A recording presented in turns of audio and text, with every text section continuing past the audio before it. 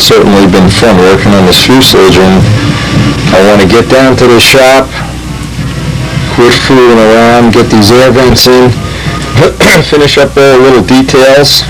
I'm really getting itchy to see this become an airplane. It's really starting to shape up. A couple of little pictures here so you can get your VCR focused in, tracked or whatever. The old 83, they go back to 83. The MiG was published in Model Aviation, finished 5th at the Nats. It was my first time in the Walker Fly-Off, in fact. Good memories.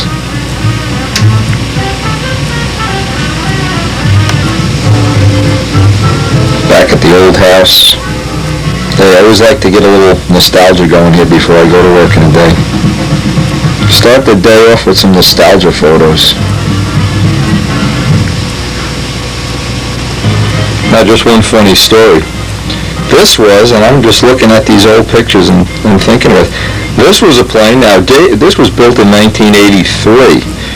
Dave Midgley still has this plane, I believe, somewhere in his house, I think in his son's room. And if you look at this plane, now even though this was 1983, there's a lot of things that are, I don't know, come into vogue. The geodetic wing, this plane had a geodetic wing. It had tricycle gear with kind of swoopy wheel pants on the back. I just wonder how many of these things, had I invented them 10 years later, I would have been the real inventor. I don't know. Anyway, back to the shop. Quit fooling around. Have a coffee and let's get going.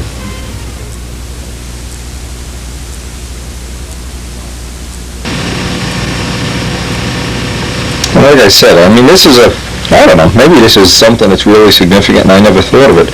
I never like to start a day off by, you know, just randomly looking at the modeling part of it like it's work. I like to come down, I like to spend 5-10 minutes looking at magazines, getting ideas, whatever that, I don't know exactly what that is. I don't know how to describe it, but if I don't have that inspiration, I find out I'm looking at the modeling part of this like it's just work, and I don't like that. I like to, when I'm down here, be thinking and dreaming and scheming and whatever, so I don't know if that applies to everybody. Maybe other people look at it differently, but I know I just like to be inspired before I go to work.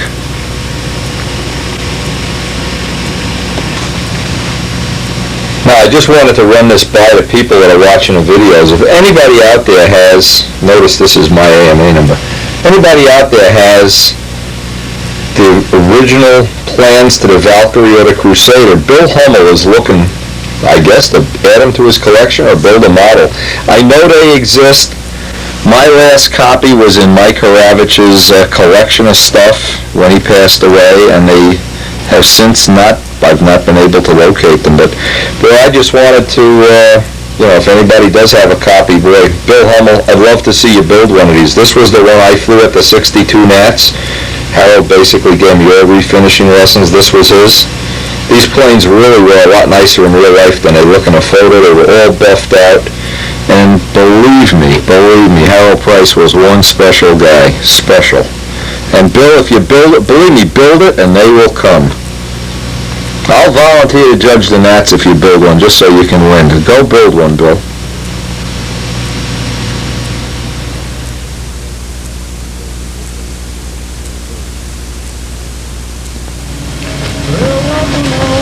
So what I wanted to do today, I wanted to lay out the air venting.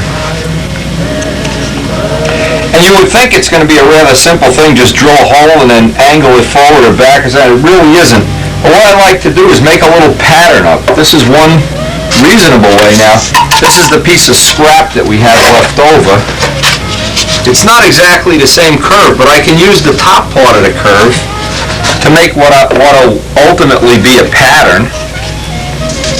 And I can just trace the width on here, since each one of these is just a little bit different. And I can interpolate out what that hole might look like. And if it's on the big side, I know the front is probably pretty accurate, but going toward the back, this is going to kind of fade in like this. So what I want to do is use this to make up a little dummy template, because if you don't cut this right, or if you cut it too big, it just becomes a sloppy job, and I'd obviously like to keep it as neat as possible. Now, if you didn't have a piece of curved stuff, curved wood, you could even do this with a piece of 16 sheet. But it would be better to do a little practice one before you run out into the real piece that you're going to cut. Now, obviously, this is a good time to get a brand new blade in your XL knife. You want to make it a little bit on the underside because this is going to wind up going at an angle, and it's this lip that tends to get too big. Now, it really does pay to cut it undersized to begin with. In fact, I can't even get the piece in there. But now, rather than cutting it, what I know is this edge here is going to take the angle back. So what I want to do is get a sanding dowel and sand this edge in. You can see how much more, maybe 1/8 of an inch, 1/16 on each side. Because what will happen, if I cut this flat, I'm going to have a big chunk here that's not going to look nice. Or I could still fill it in with little plugs of wood, but it would be nice if I could get it right with a sanding dowel. So let me make up a sanding dowel. Now what's real handy here when you want to make up one of these sanding dowels, of course you can get the telescoping copper tubes and the sticky back sandpaper. This just makes the job so much easier and neater. You can see how nice it just stays right in place too. And see, here's the main thing, is you get that edge in there, and you just keep working it out. Because you need to get this angle and this angle in here before that tube is going to fit in there the way it should.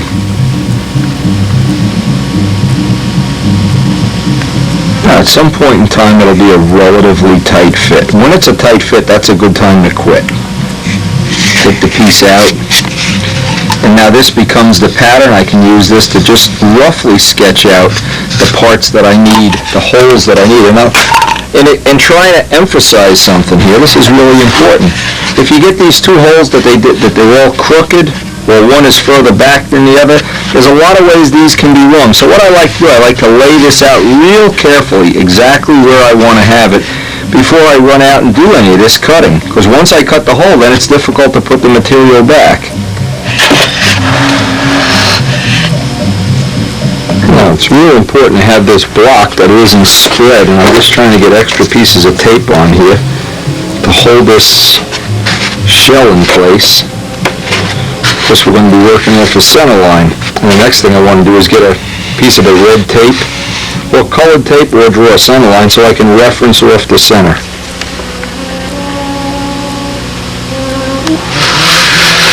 Now, this gives me a rough reference for referencing off my line. Now, I want to take into account the former that's under here. I don't want to cut too much into that if I can help it. So I'd like to lay this out, get right up in here as close as I can, and I can put my finger in there and get a rough idea of where that cut would have to be.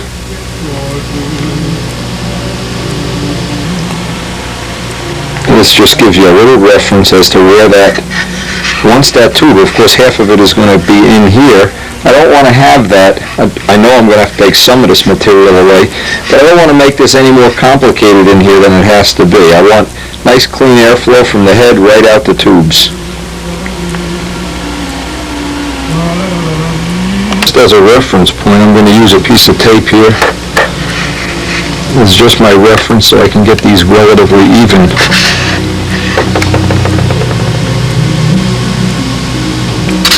I'm using that as a rough pattern.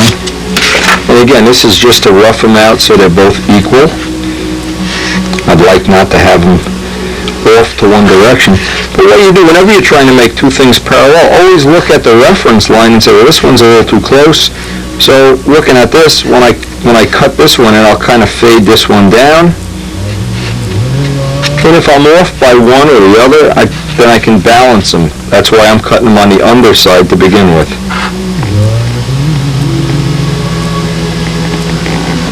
And as always, I'll pass on the little template, the original one that was actually used to make the plane, so that the plans that we ultimately get are going to be as accurate as possible. They won't just be something drawn on paper bags and you got to put the wing in a body or something and nothing lines up.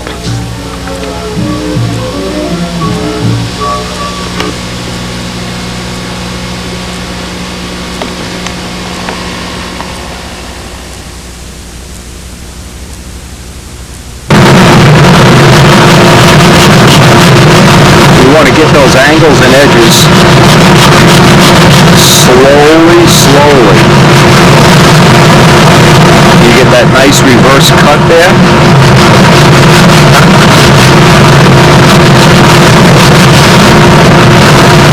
You want to work one side then the other and constantly look right from the top to make sure you're not making them off to one side where they're unequal. If one starts wandering off to one side, just kind of fudges back.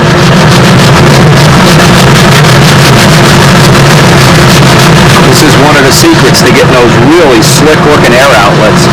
And boy, look around, next time you're at the Nats or at a big contest or whatever, look at some of the planes. Some of them that have some really slick-looking cowls. Midgley's always has some nice ones. Ted Fanchers are awesome. Beautiful.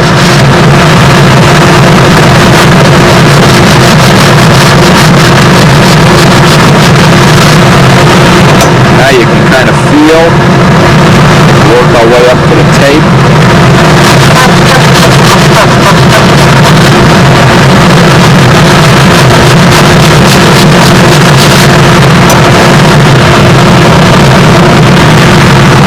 Every time you do a dry fit, you'll notice, this is just like doing sheetrock work now. You see it's a hard spot right there? You get the old sanding dowel out. This side looks like it's real good, but I need to take more of a curve in there. And I want to have this seam facing up, so in effect you won't see it. You wouldn't want to put the seam down. You'll see the seam in there. This way the only spray you'll see the seam is if you can get a worm to crawl in there and poke his nose up there. Again, all these little details. Boy, I can remember Bob Giordini's Stingray and some of the old, can't even remember, Ted Fancher's jumps out in my mind of having real scoops and inlets and outlets. But I've always loved that part of it.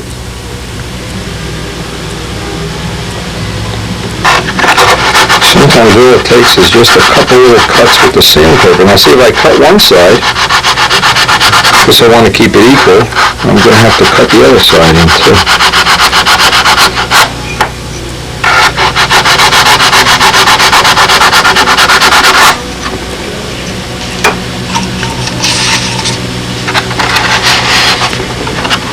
It doesn't take a lot of cuts and you really get it in a hurry. You get a nice tight fit there. That's nice. My wife doesn't know it, but UPS just delivered another giant doll to her. Okay, I got a pretty decent fit here. Now, I also have the choice, of course, if I wanted to lay these further out, I want to look at it from a lot of different angles, make sure they're equal. And then I can get ready to tack glue these in place. Obviously it's a good idea to leave these a little oversized, but I can pretty much mark and leave a little bit of extra on here.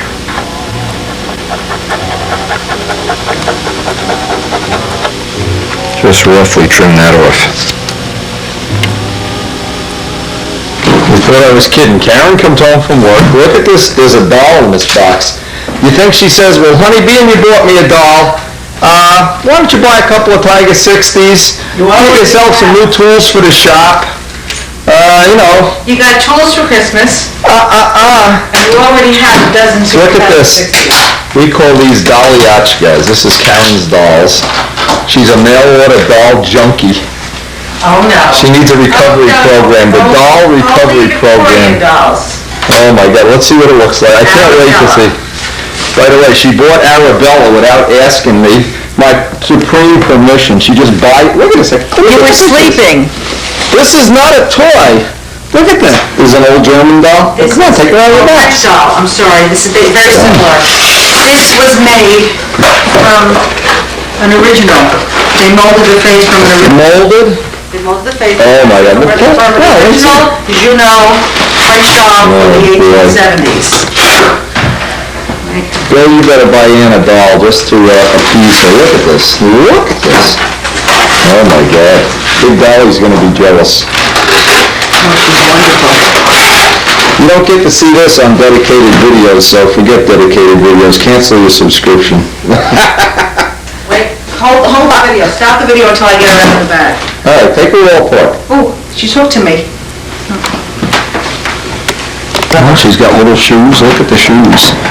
get the hat. You know why I'm not gonna get that cowling finished today? Oh, man. You wonder why I only get 3 planes a year, though. Look at this. That is a nice doll, I have to tell you. Very nice. It's nice workmanship. By the way, anybody who doesn't appreciate dolls, just fast forward about 2 minutes more. And what is this here? She's got a necklace in here? And if you think it's easy, my wife made a doll from scratch. If you think it's easy to make a doll from scratch, by the way, that's why we buy them from now on. It takes too long to make them. No builder of a doll rule, I guess. No protest being led by our leaders for protesting the builder of doll movement. That is beautiful, Care. Where's her hat? Oh, geez, look, she's got a hat. Bill, this is for you. I want you to buy Ann a doll this afternoon. Bill Mazzoni is going to sell all his trains, buy some dolls. I have to see how it goes. Steve DeJulia, I want you to get on the doll subscription list.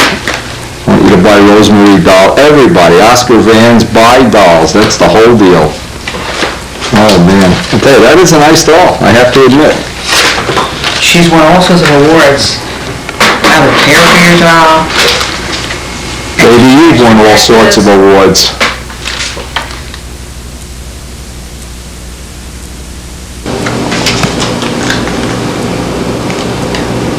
Well, if you buy one of these dollies, you get a I Love Dolls little chunk. That's cute. Anyway, you like your new doll? Oh my God, I love her.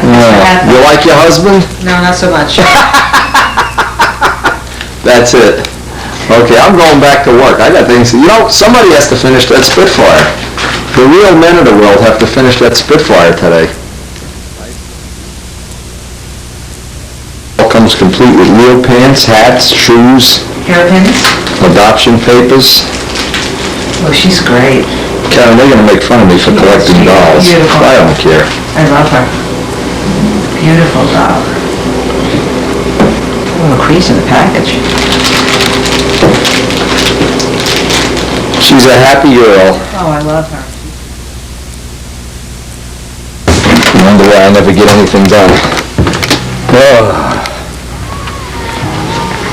Anyway, where's that fuselage? What was I doing before? Look at this. I was halfway through a saw cut when the doll arrives. Unbelievable.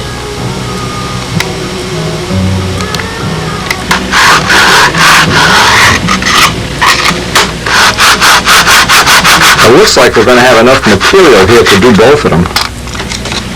Luckily, I think we made it just big enough. Now, one of the problems that you run into here is to get, when you cut one piece, you just can't use both ends because the piece that has the joint would be in the wrong spot on the second piece. So I had to really basically go back and saw off both ends and throw the middle piece away so that I would have that little seam up in here. And I think that's a significant thing into keeping this. Now this is going to be the part that you see. So we got it looks like a really nice fit here. And the next thing I'll do is just tack these in place and get a look at them from every angle. Make sure that I'm satisfied with the fits. Now I ran this edge up against the belt sander so it would be nice and flat. And I'd like to get this edge dressed off because the inside of the part is what I don't want to have to sand after I get this all assembled. I'll trim this edge off with a Dremel tool, but I want to have the inside that the two flutes come exactly together in the center. So I want to trim all these loose edges off now. It'll just be a lot more convenient to do it now.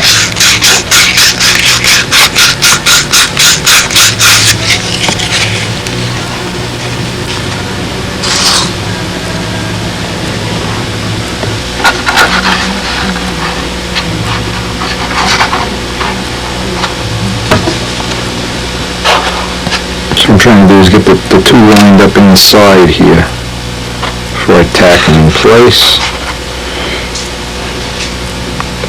And this will just be a one-drop tack till I see if this is going to be suitable.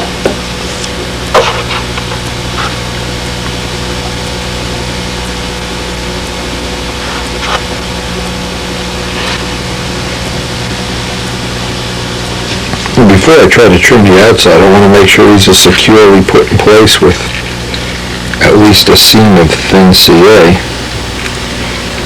And just keep from breaking them out when I start working on the outside seam.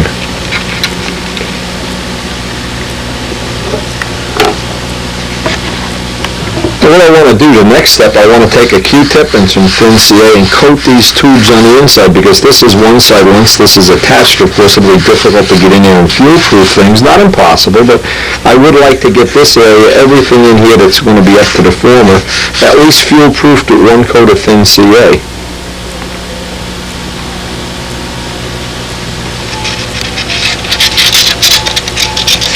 This will really stiffen this up quite a bit.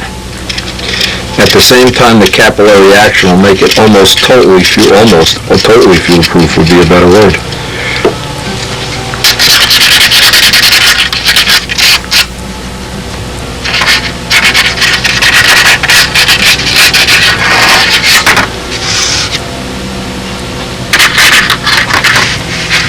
I ran the thin CA back about an inch, so it kills the stressorizer. It'll let this, rather than end at a former, it'll just kind of harden the wood as it goes back. This is real thin wood too.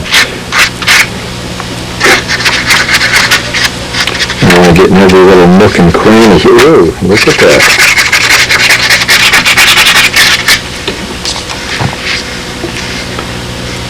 And once that kicks off without kicker, that'll be ready to dress this edge off.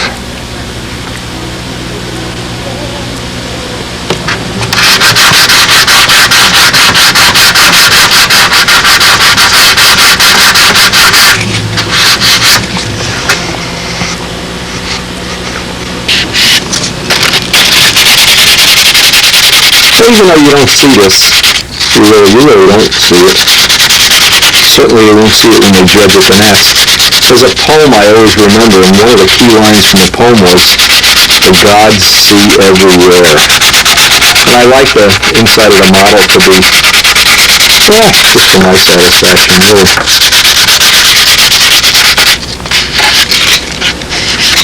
Made sure the tubes are joined at a lot of little strength. Now the next thing is I'm going to go over, get a Dremel sanding drum, and just carefully get as much of this off as I can, and then block sand the final little bit.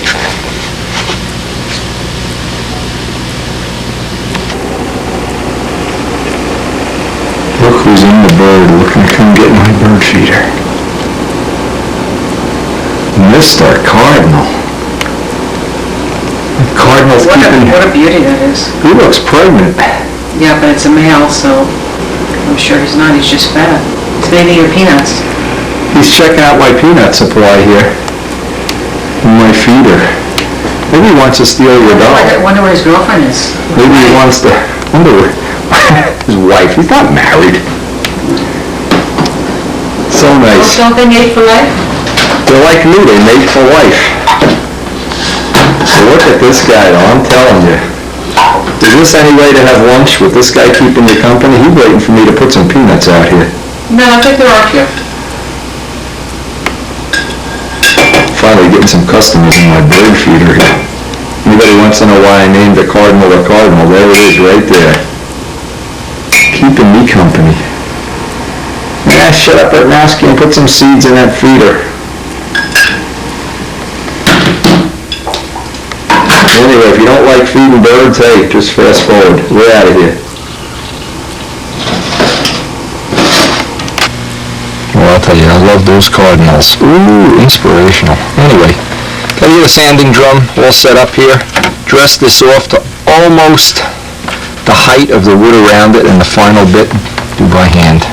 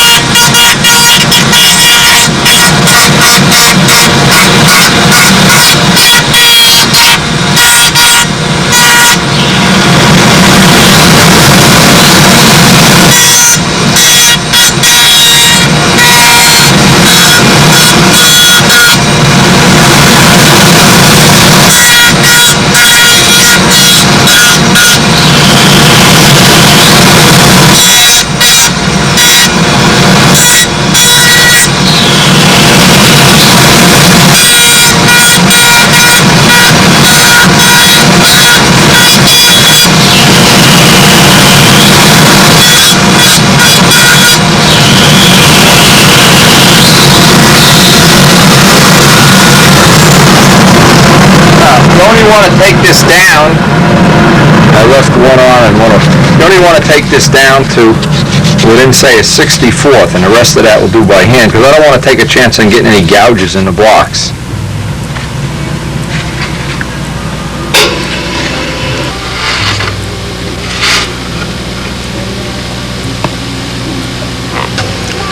Now, I always like to put around these plywood edges, because again, we're coming up on the glue seams that come out on the end of the 64th plywood. So I like to get those sealed up. And obviously it's with a sanding block, dress the edges off nicely. Now any little low spots, and you'll always get a couple little pinhole low spots, just let them fill up with thin CA. Let the dust build up in there, and let them fill with thin CA. It'll make for a nice hard surface. It'll harden up the wood a little bit.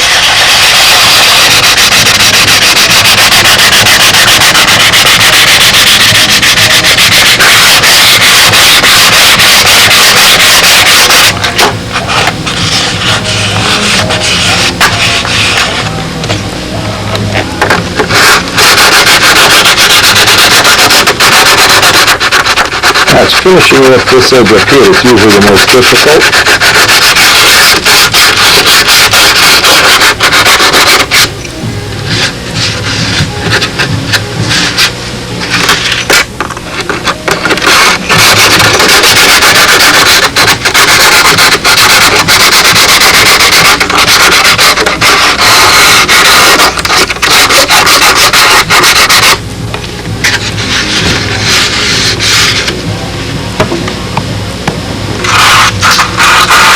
Dressing this edge, this is the one that gets to be razor thin. You don't want to get it so razor thin that it's going to chip and crack off.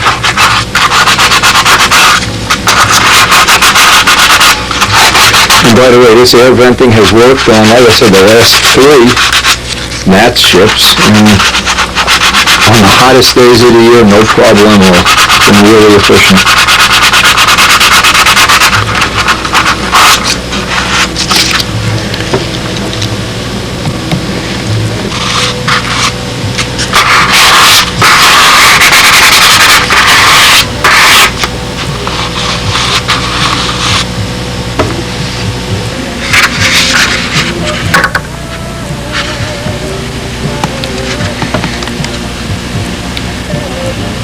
Now I want to transpose this line going up into this shell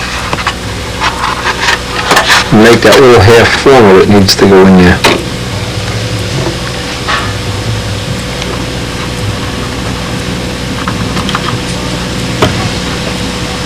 That just marks the location. I have both sides marked, and I can just interpolate and lay out the former.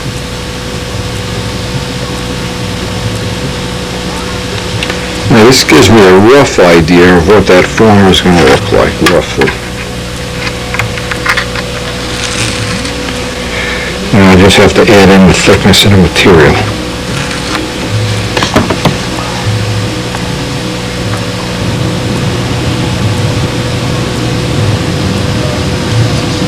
Now this will just rough it out, and I'll trim it with a piece of scrap anyway. This is just going to work as a pattern. Just glue that up as a... Whoop. Maybe I ought to make another one. Hey, if this ever happens to you, may as well show this on a tape. This is what tapes are for. Use this one as a pattern and make a new one.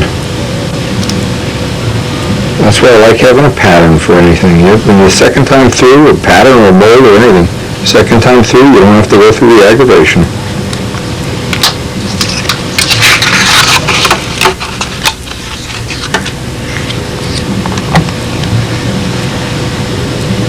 You can pretty much figure when this drops in, I'm going to have to, it's like fitting a piece of sheetrock. I'm just going to start scalloping these out until this drops right in.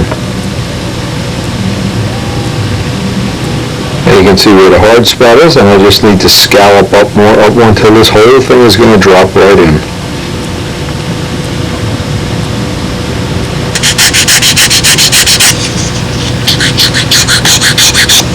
I'm probably going to have to trace this piece over.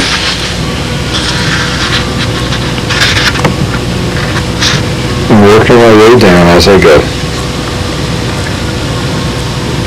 And once I have the pattern made up, I want to make a piece of cross grain wood. Grain going this direction, this way, and then on a 45-degree angle, exactly like we made the bulkhead behind it.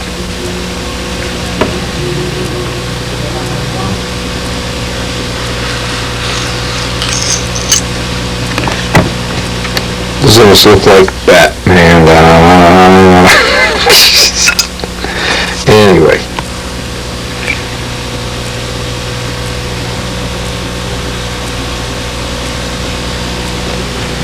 The last little detail to fit in here is I want it right in here. I want to get a little oil drain hole, because what will happen if I don't put that little oil drain hole in there?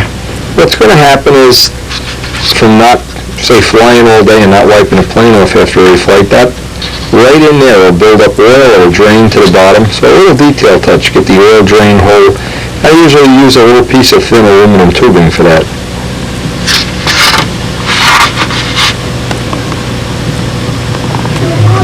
I just drilled a little hole in there, but the key thing is to make sure it doesn't stick out in here so that any oil that puddles up in there winds up, and of course to seal it in the back. Any oil winds up or it comes out the drain hole. And of course I just dress that off so it's sitting right at the surface.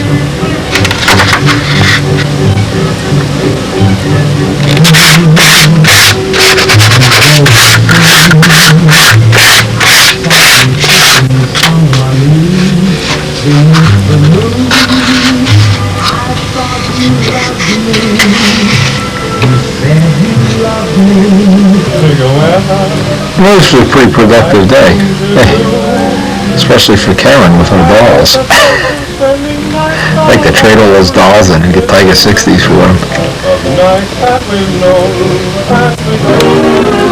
Anyway, you can get an idea of just how that air flows right through there, the oil drain. And we'll get to mold up a cowling tomorrow.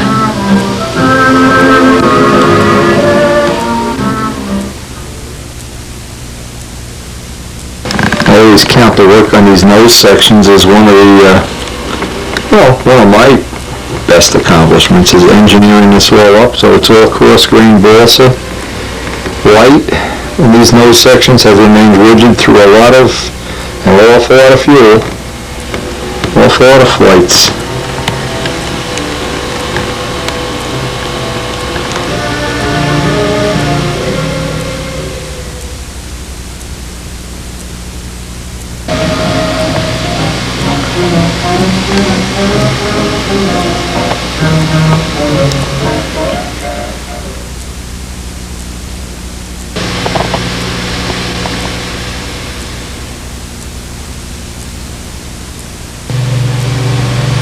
Today what I want to do, I want to cut up the cloth. I'm making myself up a little pattern here. Get all my cloth laid up, get a lay up in this mold, and just see what it's going to look like after I pull the first piece out. If it's usable, I'll use it, and if not, I'll make some changes. Okay, I got all the cloth cut, and this will be, I hope, the first layup of this mold.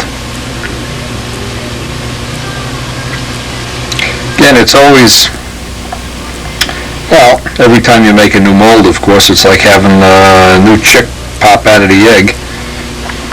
And you never know when one's going to be real successful and when you're going to learn something significant from it. I guess that's the whole challenge. I'm going to use West Systems resin and it's real tight weave cloth.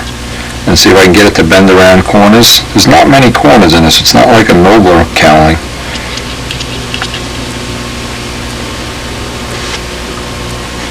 The trick is always, a couple of the tricks that I've learned along the way.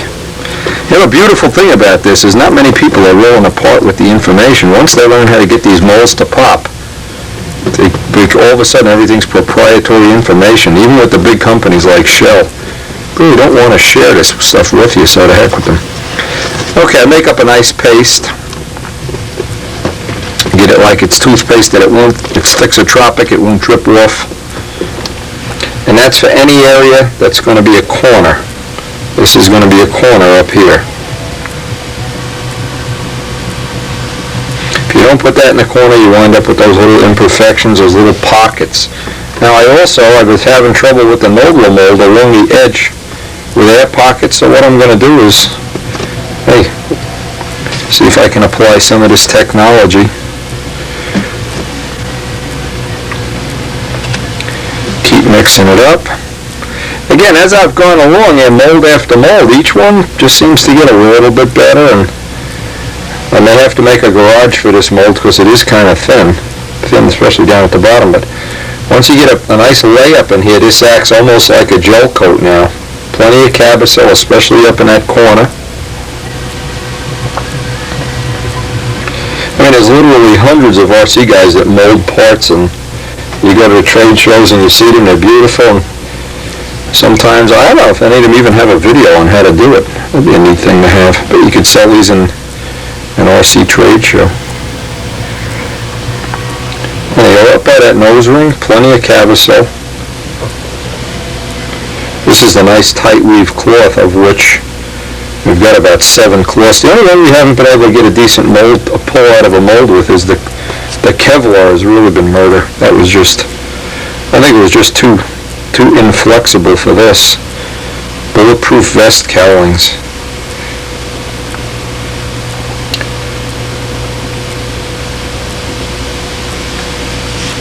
Now, what I wanted to do with this mold, I wanted to lay it up in 2 pieces. I wanted to see if this would work. I want it to be a little bit more than a seam.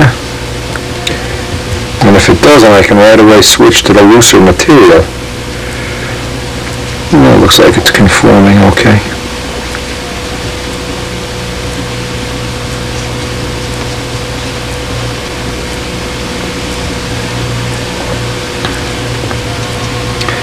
When I think of how many pulls we've already got out of that Noble mold, I just think, wow, imagine, might have saved the modeling world 1,000 hours by now. Get out of there.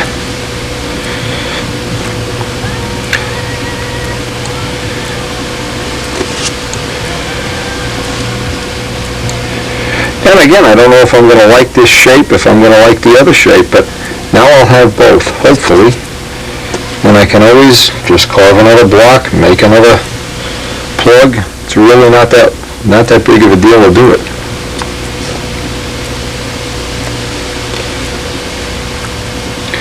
And we'll know in 24 hours just how this is going to sit.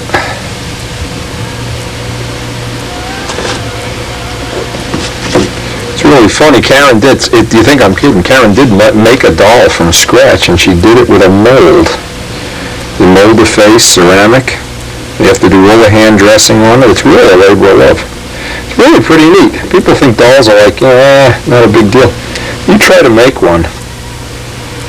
And I don't mean paint the pilot stuff. I mean make one from scratch. Difficult.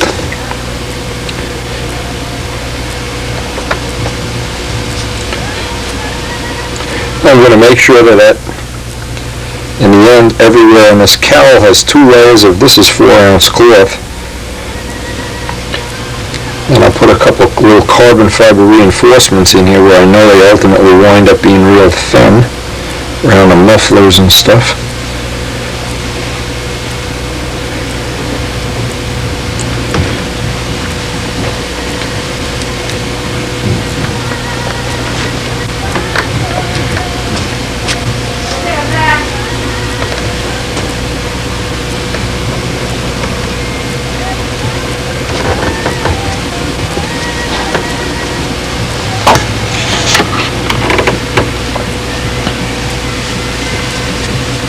Well, this layup went pretty uneventful. Again, I just babysit it a little bit. Where all the stuff starts to go to cheese. This has got the quick catalyst in it. It usually takes about 10 minutes, gives you really enough time to do a small layup like this.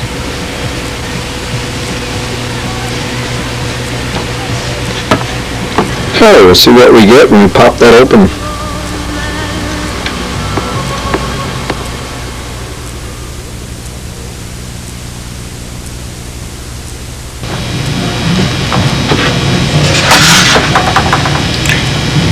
Well, it's the time of truth to see what kind of a pull we get out of the mold the first time.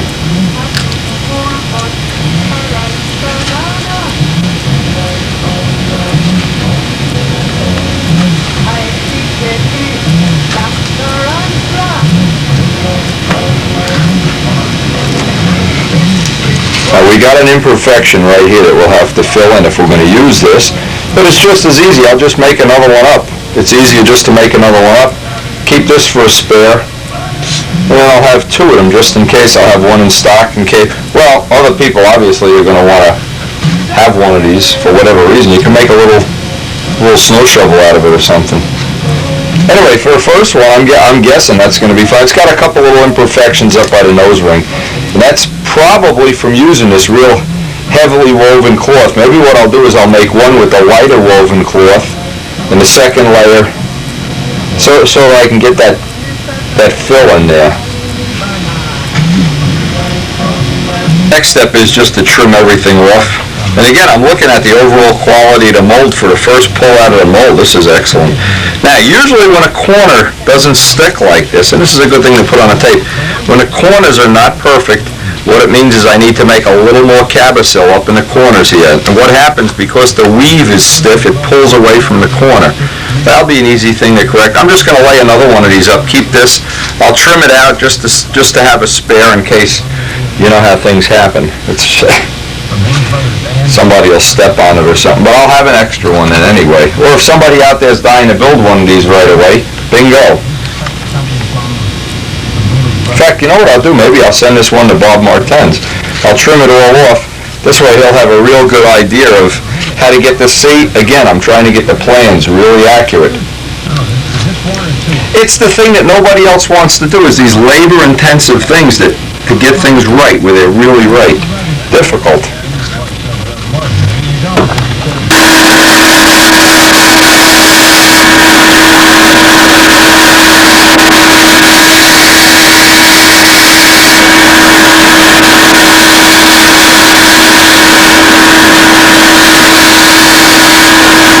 As I get down to the parting line, I want to go slower and slower so I get that line accurate.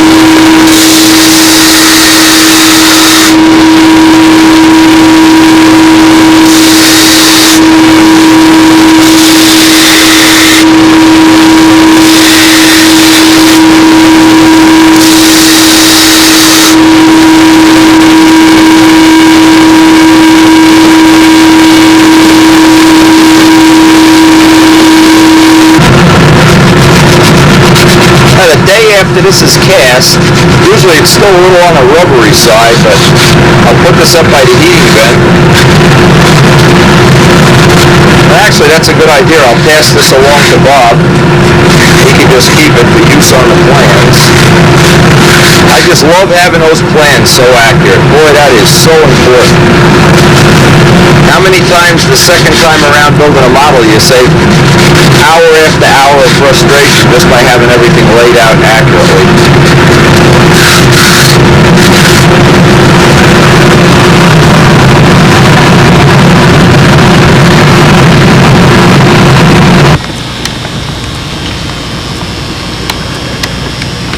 No, just look, I think that's going to work out real well. And it'll be to our advantage to have this going to Bob. I know he can get a real accurate relief off of that.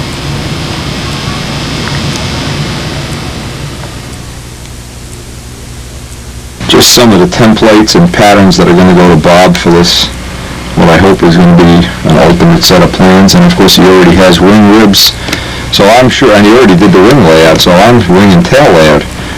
I'm sure this is well along as far as having all the information you would need to really, and the rudder, I didn't even think of the rudder.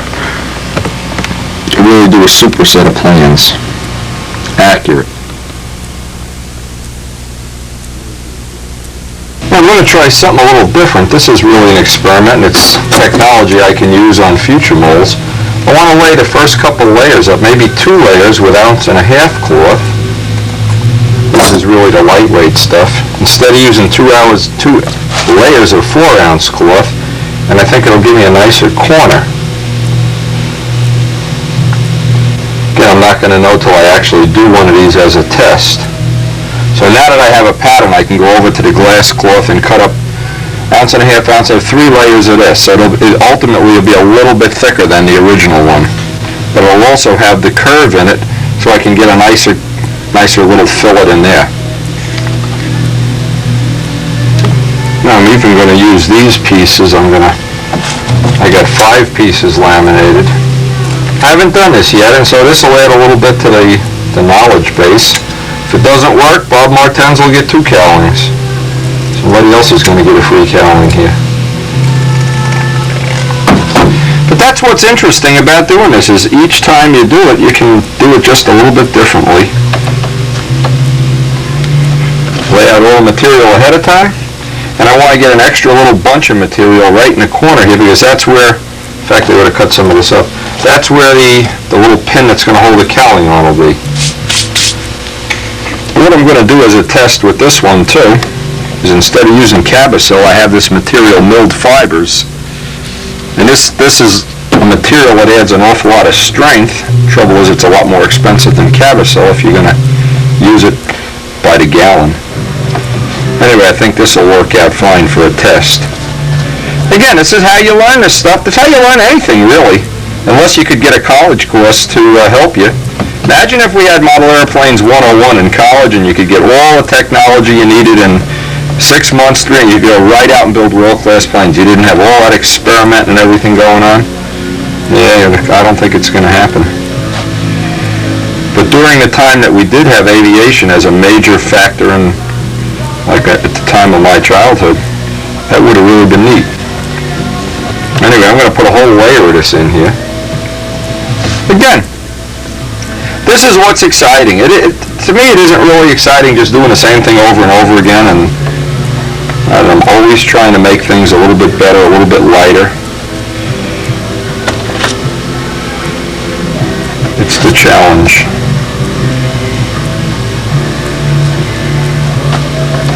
Now, I also have that other cowl that I can compare the weight to see if it comes out.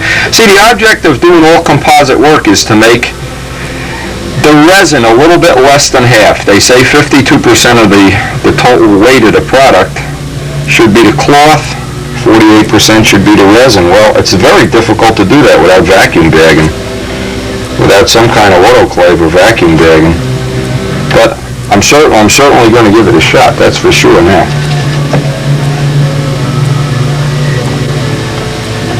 I want to see how the light cloth is going to lay in there.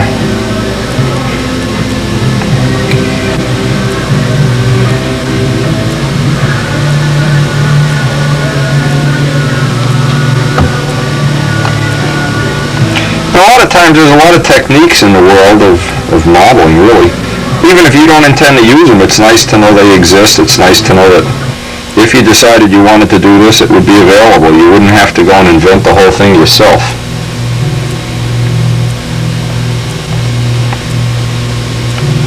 Imagine if Harold Price, when he was alive, could have had a video camera and set it up while he was doing his Valkyries. How much better the world of modeling would be if he could have gotten that information out rather than waiting for me to figure it out and push it down everybody's throat like I do. It's a shame. Same thing with Joe K. too. All the things he's invented, at least we've got some of them. We've got the tooling for some of the stuff. Jim Hunt, another one that's left a legacy of great products, things that are really worth having. The event would be worse without these people. But think about it for a minute, the time they put in. Randy Smith, another one, a lot of development time, a lot of investment of capital. Everybody, Tom Dixon, it doesn't, whether you like these people personally or not, they have paid the price. It's not the point. Now let's get one of these guys in and just see if we got the pattern close. This is what I'm interested in seeing, if this is going to want to lay down.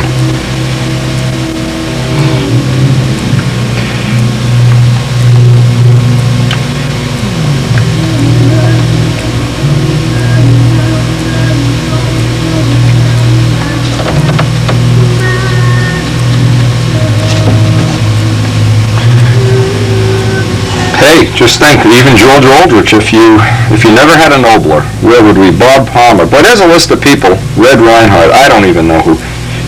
Make your own list up, you figure it out. John Brodak. Hey, if we never had Brodak kits, you know how many less people would be involved in the hobby? How many things you just take for granted? Sterling models.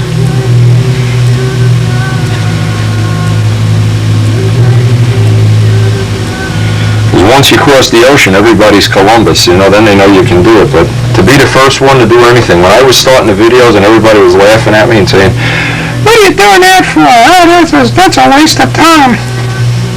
Where are they now?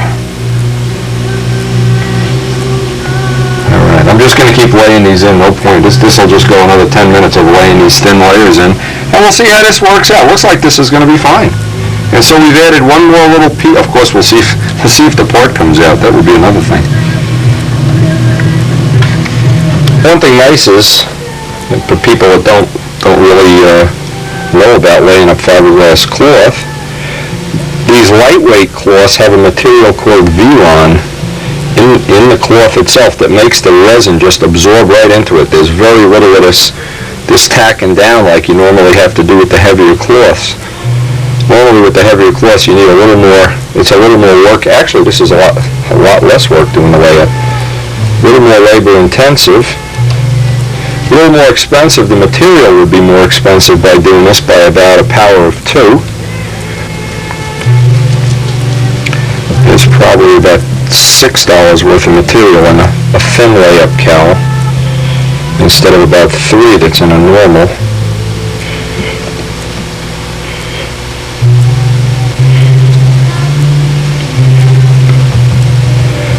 The layers go right in. It's really nice.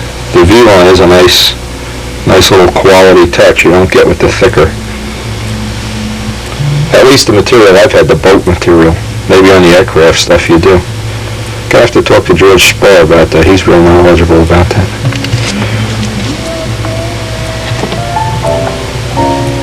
Now that's where the little pin will go through. I just want to reinforce that area.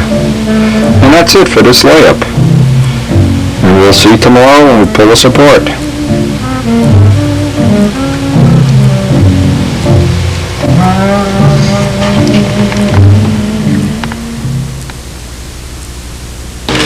Now we're going to do a test. What happened, we had some of the stuff, this was laying on the floor, and one of the cans rolled down onto it and put a hole in it. So we want to see. Now I've never done this before. This is a test. Let me show this. He made up this little thing to test his tissue and technology on, but we want to see if we can lay in a patch. That silk span already has dope on it.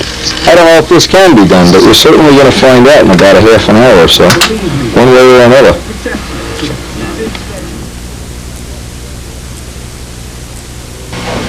We'll see how that blends in.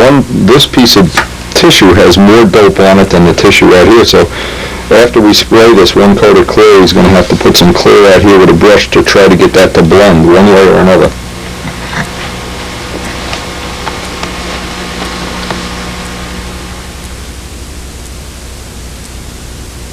Neil, forgot to do it.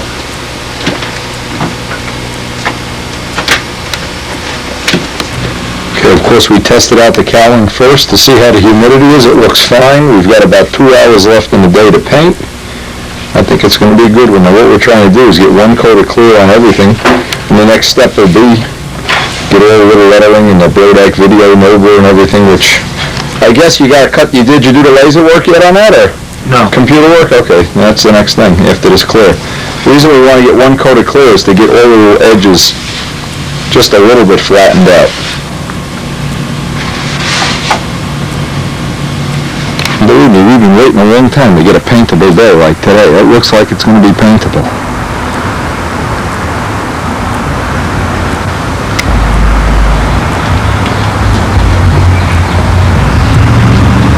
Of course, we're painting in cold. I don't know how cold it is. It definitely is not warm.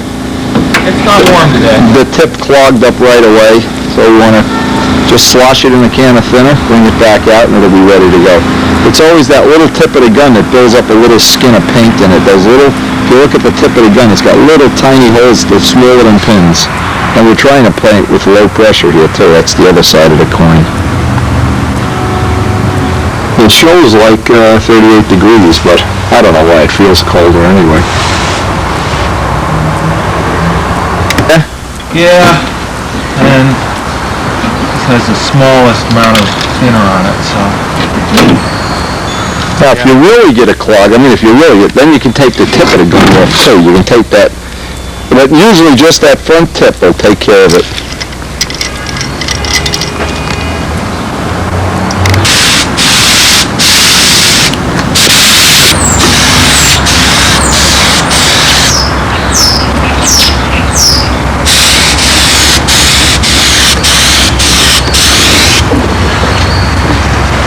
Just get light coats on it.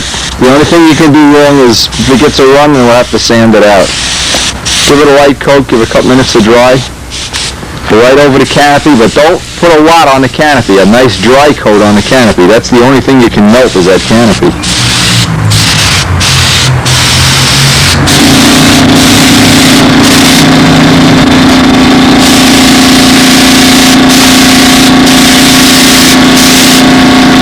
See that we got the nose hanging out over the table so we can get in there.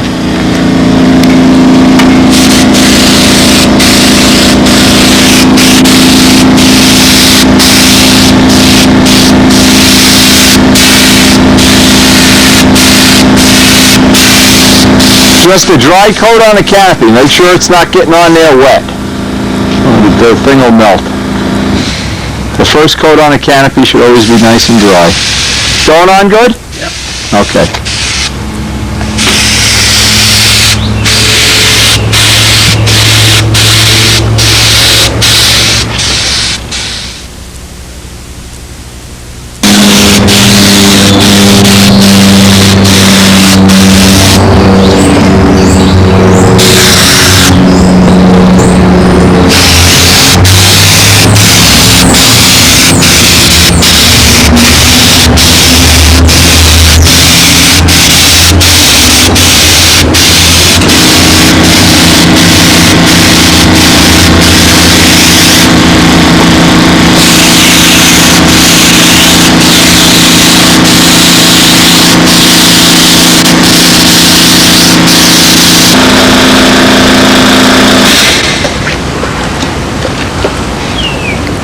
Over that spot that we patched on the tail a couple times. It won't hurt to put any extra paint on there. Get the whole thing wet at once, it'll shrink out evenly then.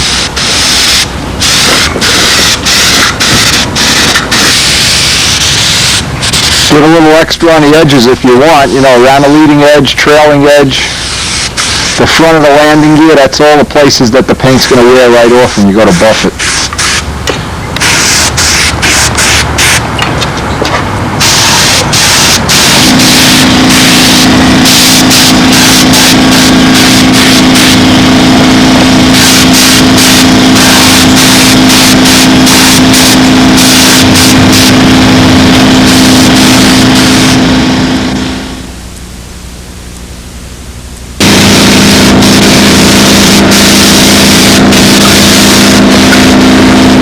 If you can see this color on the videotape, but this, as you start to put coats of clear, this color gets deeper and deeper. It's really a nice color.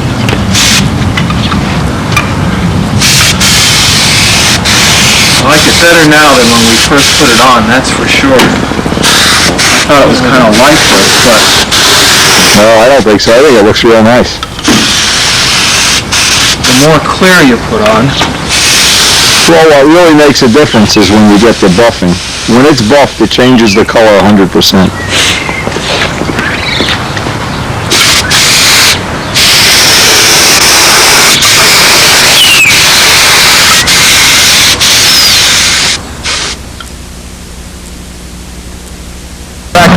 Kenny just bought put them together, because they look the same. He bought the smaller version. Okay, well, this is Porter Cable. I'm guessing this one is probably even better for I didn't see this one when I bought this. I got that for Christmas. I looked in Home Depot, and this was the only, they didn't have the little one. Did you try using it already? Yeah, I was just screwing around with it to see what it would do. Yeah.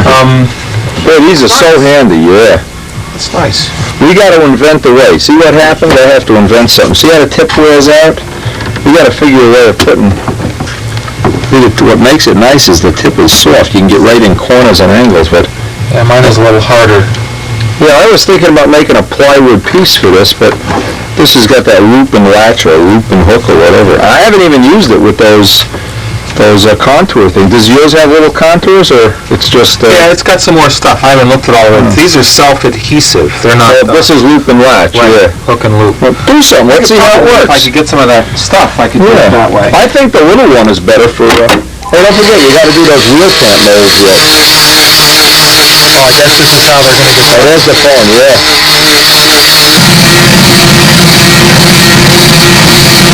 Boy, if anybody's got a birthday coming up, this is the deal. Buy one of these little guys. What is this, $40? I got this was 40. I got a pretty steep discount on it from, You shoplifted it? well, Oh, Hobby, Linda had this. yeah, Okay. Linda had this. Okay. Her husband works for Ryobi. They're both good. I tell you, I'm using this thing every day. In fact, I'm doing a bunch of cowlings over there now. You can see they're ready for the old sander. For blocking something out. I can't imagine getting... Well, like to make up, we want to make a mold for those little wheel pans. Yeah. This should make it that you get now in the summer, we could sit outside. You won't need the sanding bench either. But that gets you down to handwork really, really, really quickly. So ES 2000, that's the number on this guy. And what's the number on Porter? This one was at like $100, I think. I'm not sure, $80 or 100. well, we can see who got the best deal there. Just don't get caught shoplifting, you thief. Okay.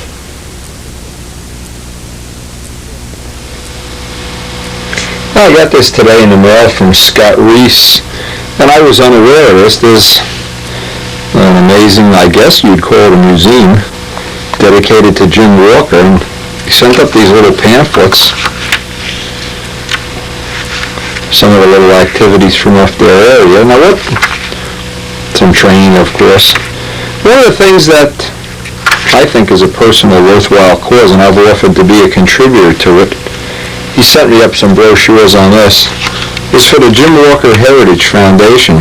And they're making a bronze bust of Jim Walker to be put in the AMA Museum, and of course they're soliciting donations.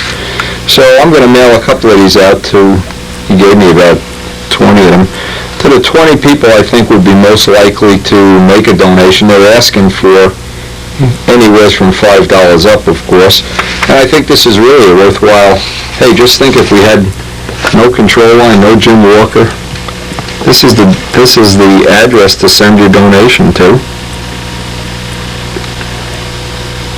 And I think it would really be a nice thing for the club. I'm going to send one to Rich Peabody, see if, and one to Steve DeJulia, maybe they'll get the Philly Flyers or the Circle Burners involved. I don't think a $5 donation is out of the question. Anyway, thanks a lot, Scott. I will try to see if I can generate some income for the Jim Walker Bronze Bust Commemorative Project. And thanks a lot.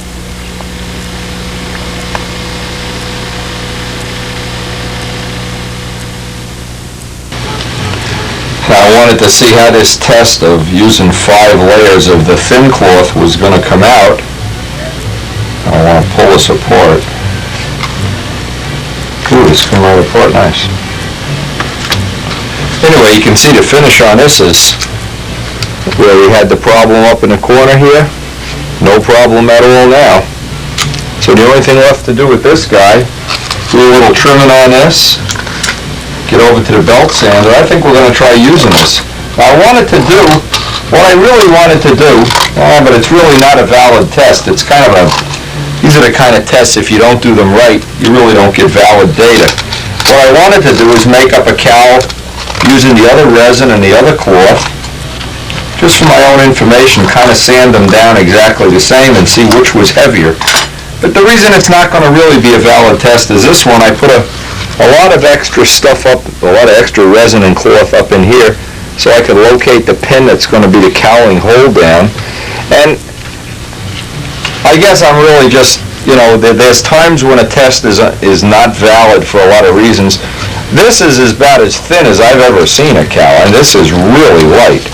And I'm trying to determine after I sand this, and this is what I like about it, is it's strong.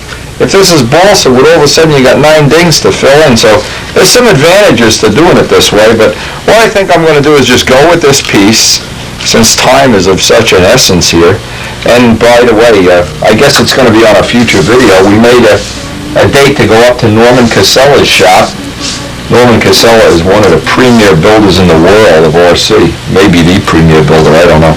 Be very interesting to visit his shop. He's a good friend of George Venturi, and we look forward to sharing some of this with him. Now, I was going to bring him up the cowling, and I realized that the cowling for his ship probably 4 times as big. It wouldn't even be an appropriate thing. So anyway, this looks like one of the things.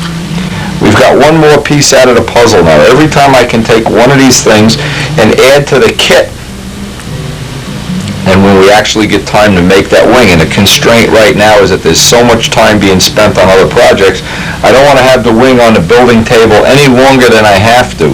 I want to get it onto the building jig and hopefully get all the ribs laid out in a day, 2 days, and get it off the table. I know having it on the building table is very awkward to work around in the shop. So I'm trying to get as many of these little details together. In fact, this is similar to just making up a kit, period. And this is one more piece in the puzzle.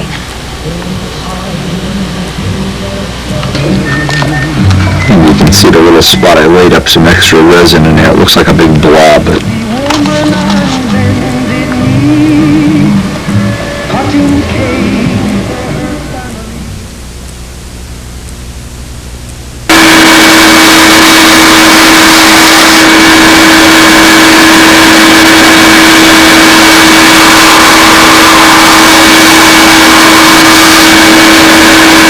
One thing I noticed, this cuts real easy. It cuts a lot easier than the other material, so I gotta go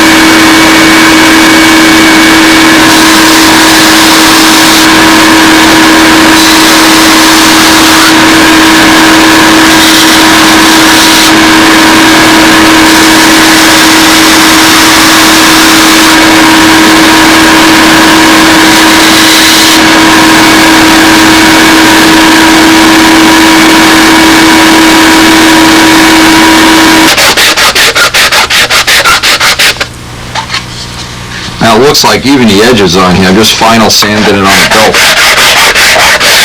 Even the edges came out real. In fact, this looks like a really nice way to make. I don't know if I'm going to be able to make an oval cowling or some other shape like this, but this certainly has been a success as far as I can tell.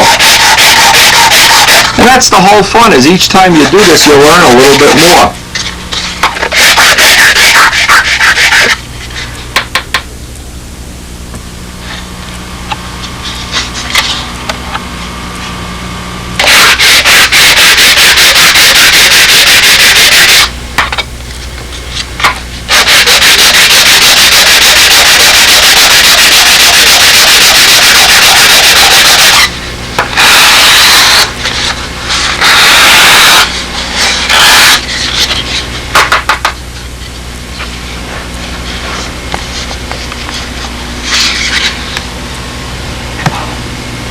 Now we got another piece of the puzzle today.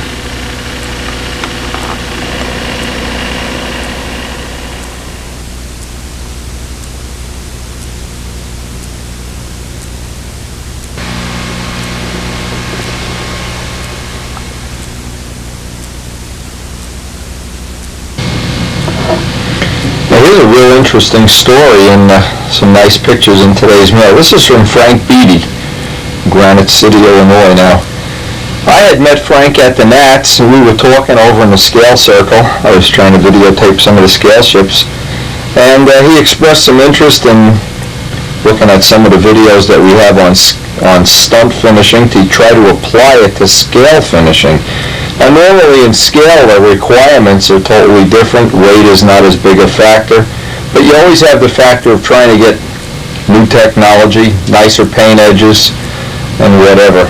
So he had checked out a whole bunch of the videos, and the result is, and I'm amazed, this is really something.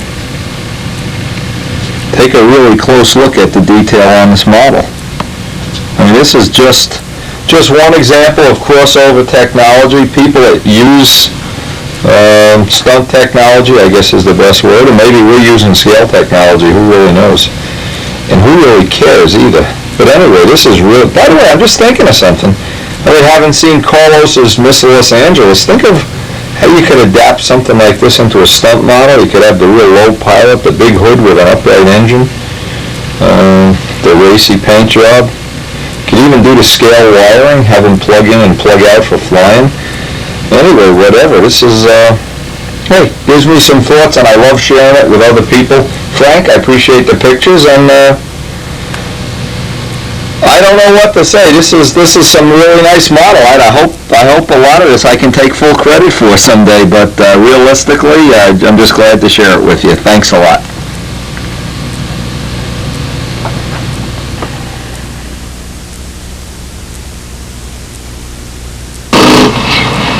Well, immature. Man's immature, you know? You like it.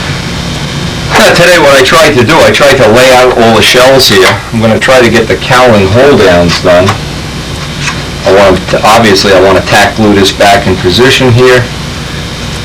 What I've been trying to do, and it's more difficult, it's one of these things that when you start doing it, you think, oh gee, this will be real easy. And then when you actually physically do it, it isn't as easy as it originally started out to be. Now, one of the things, I'll show this on a close-up, I've been trying to get this look of the Mark 1s and Mark 5s that they're kind of flat in the middle here. And what the problem is the late model Spits, which we already have the mold for, they're a lot different. They have a much swoopier, pointier nose.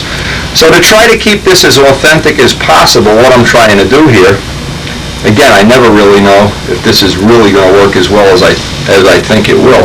I want to try to position this cowl in such a way, and it's difficult. Well, first I'm going to have to put the motor in, but in such a way that I can maintain that look of the early Spits. And that look it's so much different than the older Spits, the post-World War II ones, that it's really difficult to make this transition and keep all the things that I know work well, like the air ducting and the other various things, the bulkhead locations and stuff.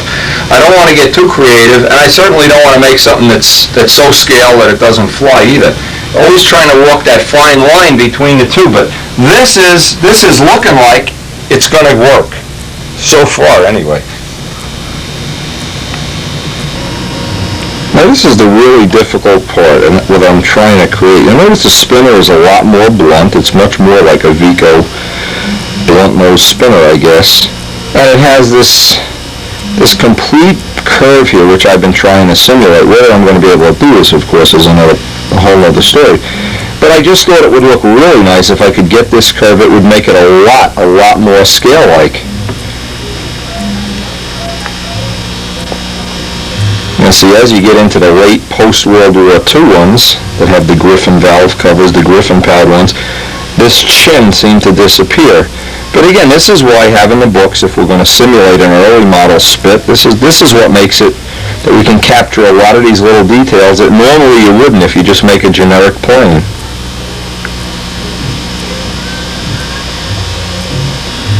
Just have that drop chin. It just doesn't go right from the spinner right back. It has a droop almost halfway between a Nobler and whatever, the plane where the whole motor sticks out.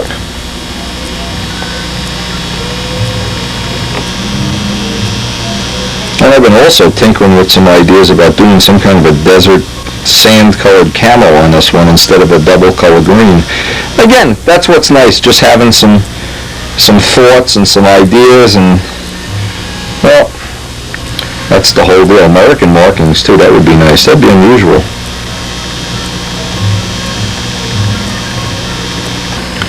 So having looked at the books here, it'll be time to let's start fitting up the parts.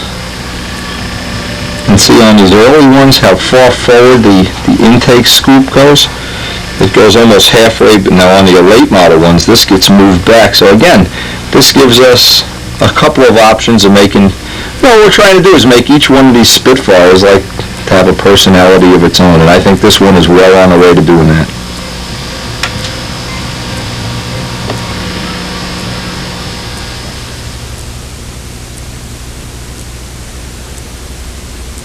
Now, step one, when I go to line all these parts up, what's happened is I've got a little bit of a bow in the part here.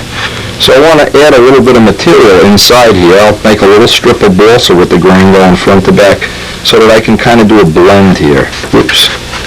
I need to take some of that material and just get a better transition. That transition, I don't want to have that steep. And then, to get the final fit, I can just shim the nose ring. So I could actually shim the nose ring the whole way if I really wanted to, and just put a shim on the nose ring. Again, that's what having these shells, it takes a little bit of time to get the fits exactly the way you want them, but in the final result, as opposed to carving blocks, nothing even close. Now, whatever you do in any kind of fitting on parts, you almost have to treat it as if it's a take-apart plane. You want to get the parts, I use just plain old masking tape, get the parts taped in place. This gives you everything except that last little bit of a fit, and you wouldn't want to do that till the cowl hold downs and all that is in, but to get this basic lip up here just right, now I can shim it, set it in there, and take a little bit of the material right off the top until it's got the fit that I think is okay.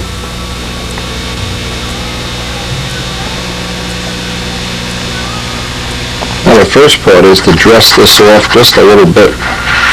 It was just hitting hard on here like on a sheetrock joint.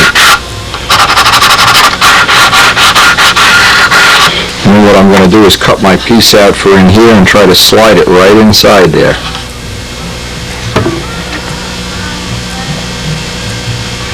See, whenever I line this up, I want to look for that hard spot right here. It's right in the middle. I want to grind away at that hard spot so that I can drop this snoot down as much as I can. I mean, maybe a 1/16 of an inch or so. It'll be just a little bit easier to get this fit in here, this transition just right then.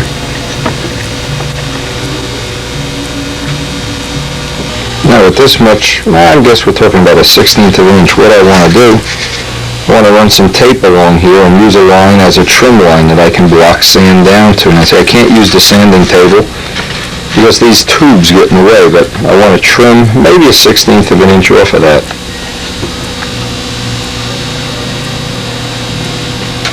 I'll give an idea just about how much I want to dress off of here. And then I'll just carefully have to blend this in so I don't have a banana or a bow. I can work my way right up to the tape.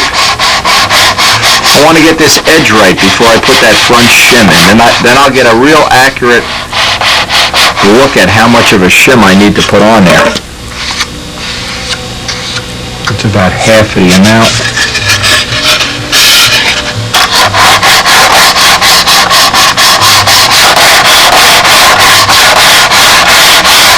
Again, all these little fits and corners and angles seems like a lot of work until you think of the alternative. The alternative is you build a plane that when it's all done, it isn't as strong, it isn't as light, and there's no way you can make it stronger or lighter without improving the actual engineering.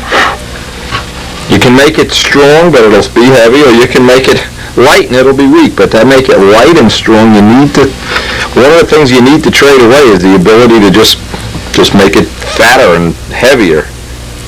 Less material, but using the grain to your advantage.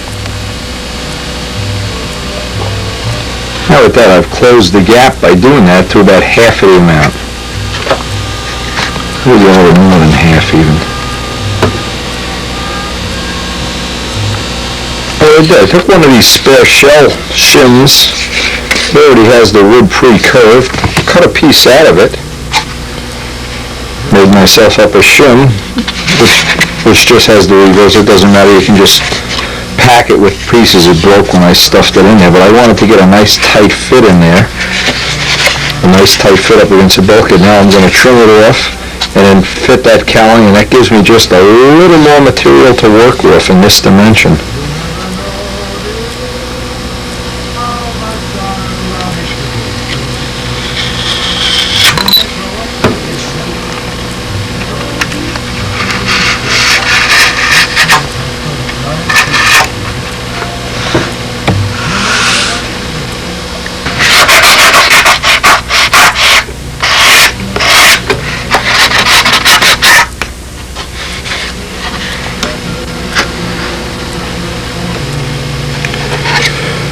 Okay, now what I need to do now, because we're going to do a little sanding and tapering here, is make a little internal doubler. Maybe going all the way down here, I don't know.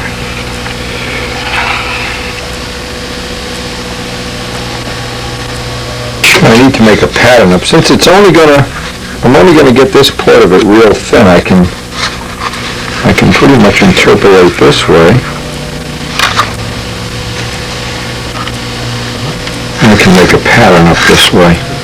Now, one of the advantages having this, you might be thinking, well, why not just make the fuselage sides thicker? Well, that creates quite a few problems. Number one, the fuse sides, you'd have to add the weight of the whole part of the fuselage side. Number two, this is the only spot that's going to get paper thin. I was going to make this a little bit longer, and it's just going to be a doubler. I'm going to make it out of soft balsa, but I'm going to have the grain going. The thing that's going to add strength is that the grain is going in this dimension. The grain isn't going straight up and down. Just like a fuselage side here, it doesn't add a lot of strength. When the grain is going this way, it's going to add a lot of strength.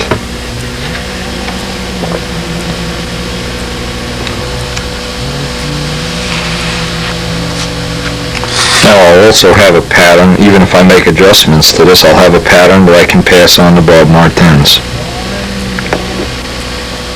Now obviously it's nice if I can get a piece of sea grain. This is a piece of decent sea grain.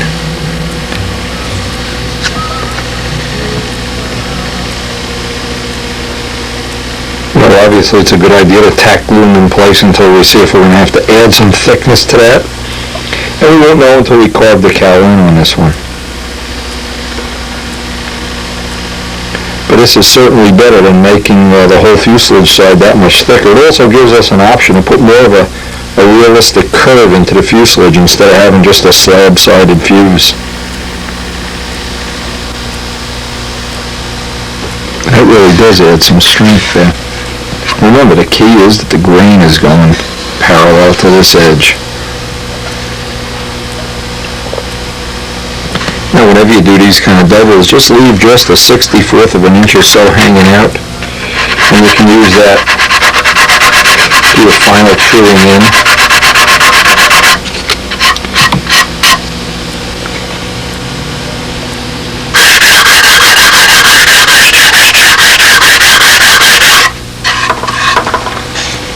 Whenever you want to establish final fits on anything, I can tell you this is a good trick back from the days of motorcycling. What we used to do is make exhaust pipes. And we'd make the tune pipe sections, the cones, and then you could never figure out how to get it to fit on the motorcycle, and at the end it would be off to the left, to the right, to the bottom. Well, it was a good trick. And what it would be is you start at one end and basically work to the other end and adjust each fit as you go. If you start in the middle and work to the ends, you're going to go crazy. So obviously the first part of this whole fit thing is to get a nice tight fit up against the nose ring, or a fit that's acceptable, right up on the nose ring. That's the first thing.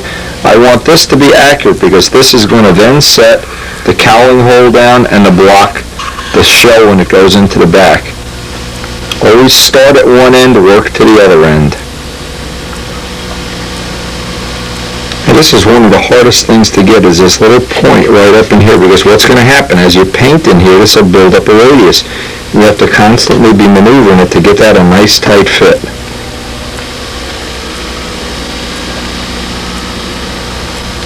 The first thing I want to do, because I need to get the edging on this, I want to glue this on a flat surface. I'll peel all the papers back, here the plans and everything, lay this on a piece of glass and get a perfectly flat surface. So I'm working off a flat surface, I'm not working off something that looks like a worm. All I really need is to make sure I'm on a really flat surface here. Most of this plywood's going to be ground away, but this will give me my edge. It'll also add a little bit of strength in this dimension when you get to the final shaping.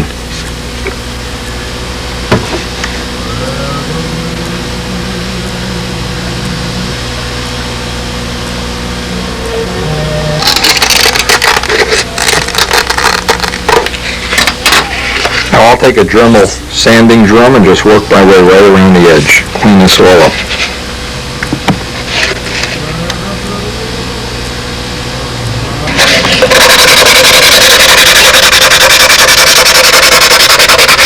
Now obviously you don't want to have a flat edge, you want this to come to a point.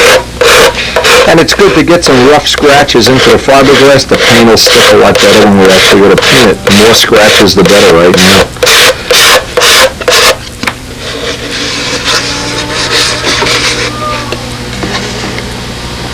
All these little imperfections and stuff I'm not worried about filling in right now, but I do want to I used 120 sandpaper to get some sanding scratches on the whole surface. This way the first coat of paint will adhere to that. You'll get a tooth action. And it looks like I hope this radius is going to look more scale than the other ships anyway. Okay, next step here is to get the motor put in place and then start fitting up the cowling.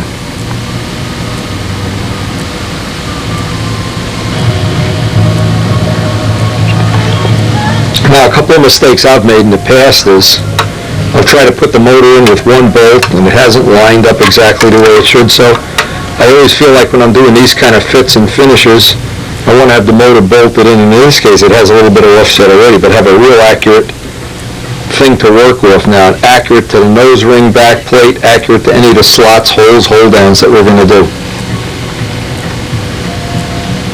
The next thing is that I want to leave a ridge on this. This is going to be my cowling edge. I'm going to leave at least the sides, maybe 3/16 of an inch. Would you love if you could get pens that would always write? When I get this trimmed out, I'll rough this out now, but I'll get this to match the spinner back plate. Cut that piece out. In fact, I'd probably like to have a little bit of a relief here. This will get rid of the stress riser. And at least for now, leave some of the material back here. Just rough. Look at these pens. Boy, oh boy. I guess you get them for nothing. You can't complain. Great pen. Who makes this? Bic. Bic, you're in big trouble.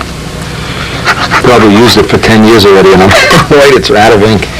Anyway, I'm going to trace this out because I want to have a little spot to use as my cowl hold down, and I don't know the final location until I cut this out. Now, the easiest way to get rid of this is just get a Dremel tool with a sanding drum and just rough it right out.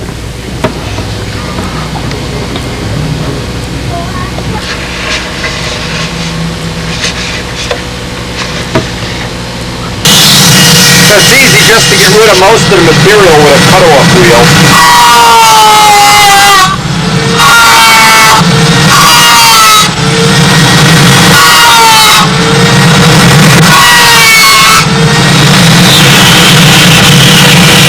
And what I'll do is I'll get the final little amount with a sanding drum. It'll give me a nice radius in the corner, and then I can work up this area too.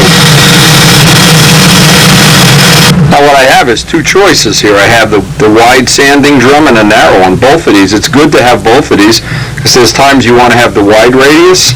Sometimes, like when you, well, whatever job, having a small and a large. And I just recently added this to my list of things that I like to have in the arsenal of tools. I used to always do the small radiuses by hand.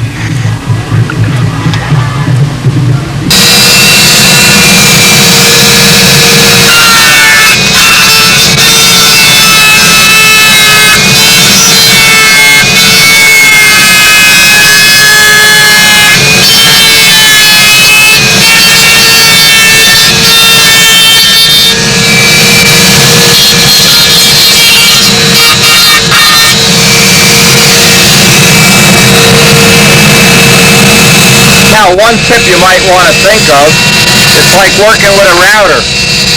You always want to go into the wood. If the rotation of the tool is this way, you want to be going into the tool. You don't want to go this way, if possible.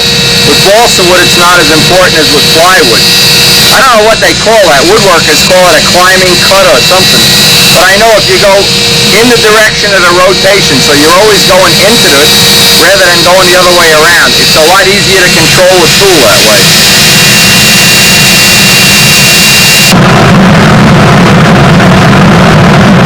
Next thing is just to interpolate this area so I can fit this down on the nose of the plane, and then I can put a final cut in here.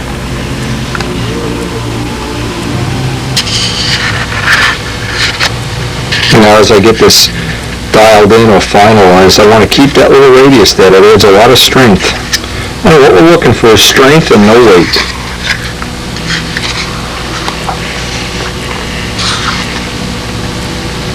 Now when we cut the hole for the head, what's going to happen is this is going to pick up a hard spot here. In fact, because it's so thin, I can see right through it. You can see the head of the motor right through it. See it coming through right there? So I'm going to just start laying out this with a circle guide. If I can roughly see where that hole is going to come poking through. If you want to see an example of terrible cooling, just leave everything nice and small in the front here and fry up all your motors. Actually, we do want to get a big enough hole in the front of this. The exhausts in the back are only going to be as effective as we can pack air in the front and have it come out the back. If there's no holes here, or the holes are just crazy and they're not located properly, it's a problem. And the most important thing is to get air to flow over that head. And just to get started, I can use that. I can also use one of these ellipse templates just to get the hole started. What I can do is figure out how wide this hole is going to be. That one's too wide. This one is just, it's not the correct ellipse, so I'll just do this freehand. But it could be if you were out on one of the angles, you could find you would just have the right shape there. We're not going to have it with this. I'm looking at all my circle templates, see? The Bob Martens probably has exactly the right template. What I found that's real close though is the cup. A little 1 ounce cup gives you just about the right size. So what I'm going to do is just trace this. I already did a little interpolation. Just roughly trace this in its place, and then just rough this out on the undersize. Just take a little rough cut at a time. I know I can go down just a little bit more now. Okay, sneaking up on it. Probably the last little bit will get me to start poking its way through. Need to take just a little bit more off it. This is the way to sneak up on it, little by little by little.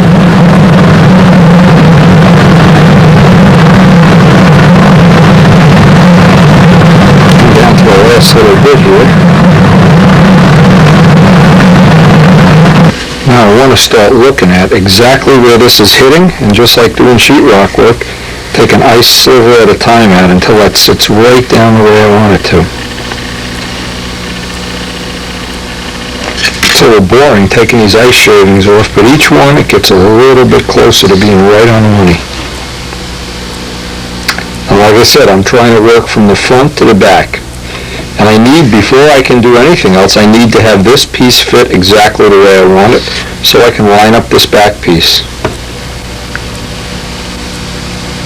It's important to remember this is not a round hole. Now I can see I'm hitting on the hard parts here.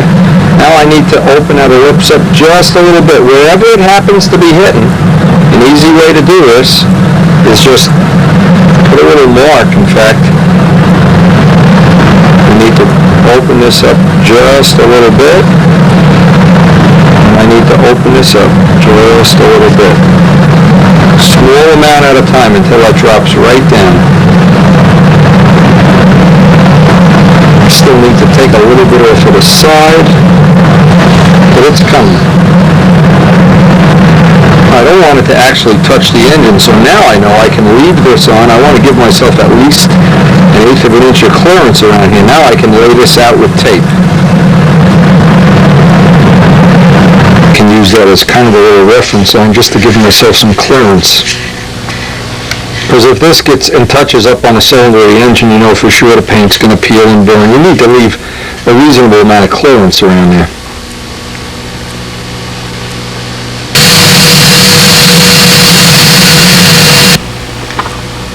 And I still need a little more clearance, but I want to make sure I have everything centered, because I want to take most of it from the side that's... This side has a little bit of clearance and this one is tight, so I'll take a couple ice shavings off this side. So I have that, maintain that equal amount of clearance around the motor. And even just taking little ice shavings like this off makes all the difference in the world to get that really nice final fit. And this just gets time consuming. It's just a question of spending the time.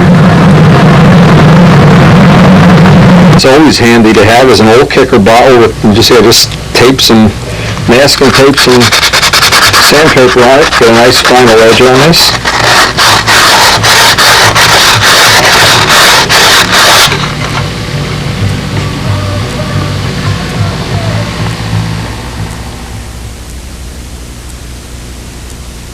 Now I want to maintain that. Now before this whole project is over, I'll take... This is not a K-motor. A K-motor has a little bit different head shape, and I'll make sure I have enough clearance for all of the optional head shapes that are going to wind up going in here. Next thing I want to do is cut the hole for the Venturi, and I can just do that by eye. Now I know that's going to be rough with my center line. What I did, I connected the glow plug to the middle of the crankshaft just to get that line, roughly anyway. Now what I want to do, I want to just carefully remove this and see just about how far down it favors the head. So a little closer to the hole in the head than the back plate. Trace that on with a circle template. I always want to start with a hole. See, I want to be able to choke this.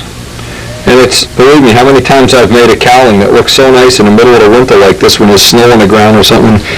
First day of spring, I say, gee, what, were my fingers smaller in the winter? Well, no. So rather than fall for that old trick again, I'm going to make this a little on the big side and make sure that no matter what, I can choke the engine. Again, I just need to just roughly put this in. Oh, this, boy, the pens, we've got an epidemic of bad pens. Maybe we can talk John Burdick into coming out with a set of pens that never stops writing. There we go. I figure it's a little bit closer to that side, and I'm probably going to bring this down further forward when I'm finished. Now before I just assume that this is going to be perfect, I want to pull this plug out and get a dummy Venturi in there just to see. I'm going to absolutely make sure I can choke this. That it's not awkward. I'm not... All kind of crazy things can happen when you invent a cowling in the middle of the winter. All kind of crazy things can happen.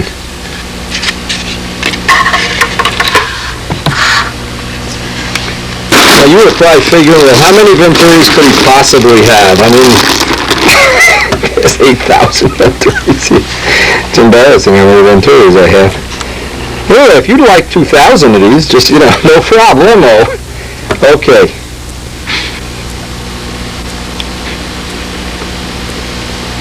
Now I can see from, I fit a Venturi in there, just to get a rough idea. Well, it's a little on the small side, so what I want to do, I want to make sure I'm not cheating myself here. I'm just going to take the whole template and open this hole up maybe 2 sizes, minimum 2 sizes.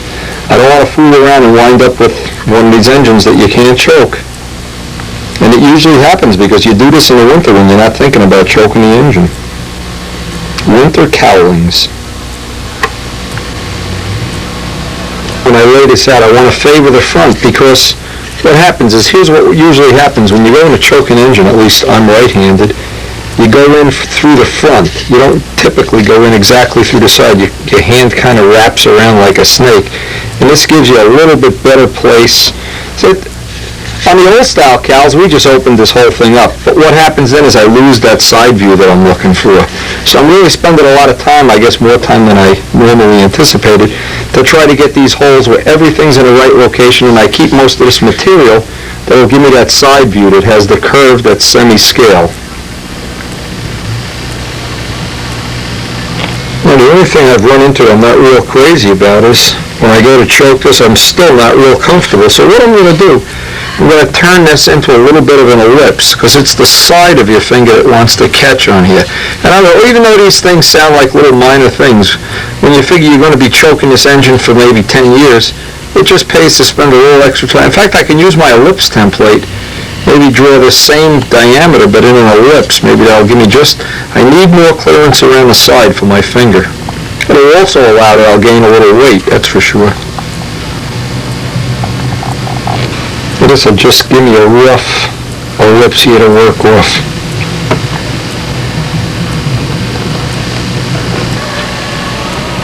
Okay, then that looks realistic, feels realistic anyway. And we also should have an adequate supply of cooling air going in both of these vents. There's always a sequence of events that makes things very easy or makes it very difficult. Now, you could, right now, cut the exhaust holes and needle valve holes. There's only one problem with doing that. This is not in permanently, and it still has a little variation. So rather than fool with that, I want to get the two things. I want to get the back, the shell on, and the bell crank mold, the bell crank mount, and I also want to engineer these two pieces up. What will happen then is this will be in place permanently, and then I can cut the holes and they'll be very accurate. Again, I'm always looking for that way of making it not only easier, but making it more accurate all at the same time. What I want to do, I want to get some thick CA up along here. Run it right down the ridge.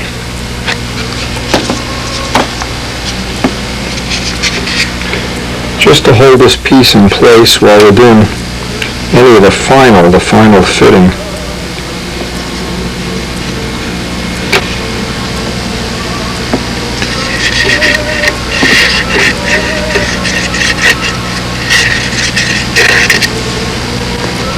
And what that does, it helps hold that lip down nice and solid.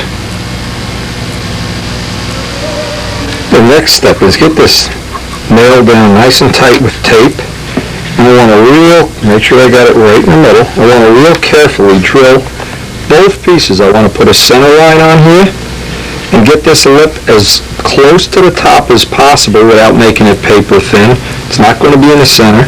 I want to take a very sharp 1/8" drill and just go right through both pieces, cowling and O-ring at the same time, so I have a hole that keys this into the front.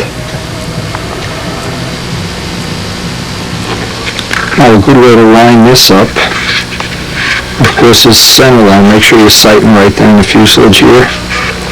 Line up the glow plug. And make sure you have that. Of course, if you put it further down here, if you put this mark, and I've done this already, it's very, very difficult to get the cowling pin in and out. You have to kind of slide it in. You want to get it up off center just a little bit, and just for appearance sake, say it's right in the center.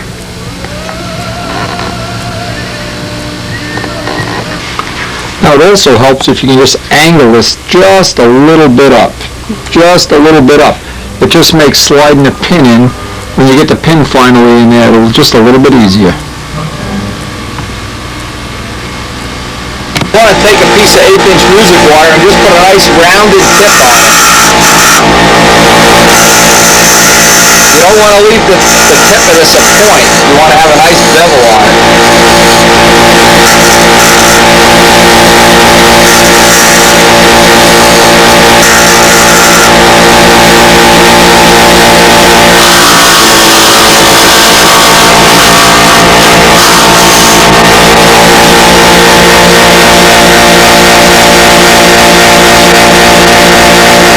Now, where this actually sits in the fiberglass, I want to put some little scores on it with a Dremel parting wheel so that the glue or the epoxy, whatever you decide to use, gets a little bit better grip on it. It isn't just a smooth surface. And it may seem like this is a really insignificant detail, and all you need to do is just cut a piece of wire and shove it in. This lip here, this radiused edge, is super, super important, because every time you go into that nose ring, you wind up chunking off another piece. And if there's even the slightest sharp edge, by the end of the season, you'll wind up with a hole in that nose ring. The cowling will be flapping around. This is a significant thing that has to be done really as precision as you possibly can do it.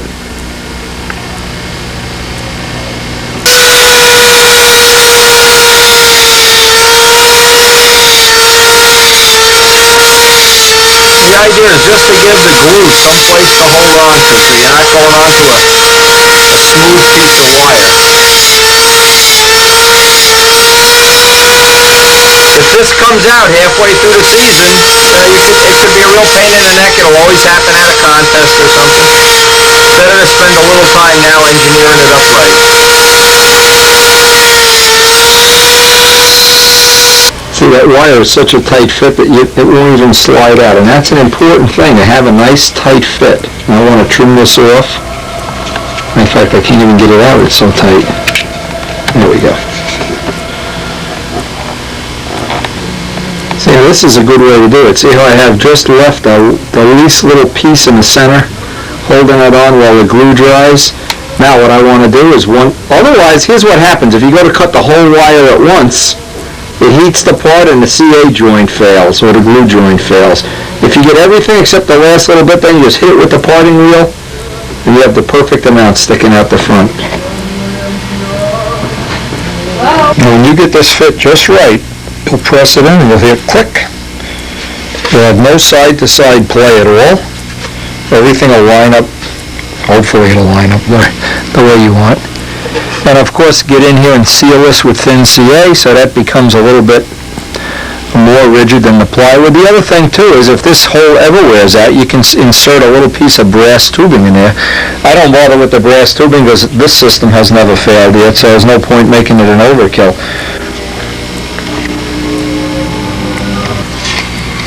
And of course, you don't want this sticking out into the nose ring of the plane. You want just a nice flush fit there. I can hit this with a little more CA. I could even, if I wanted to, make this nose ring 1/8 of an inch thinner. I think I'll do that too. That'll be plenty to hold this in position.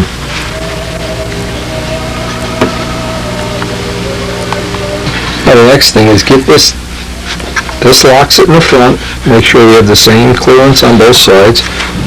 Get the bottom shell and see if we have a decent fit here. And if we don't, make the adjustment. I see we're a little high, but all that'll sand right in.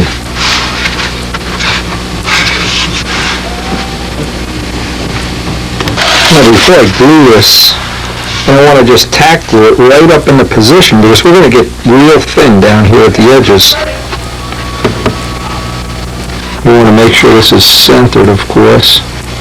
And just a couple of tacks of glue. This is going to get, like I said before, this is going to get thin here eventually.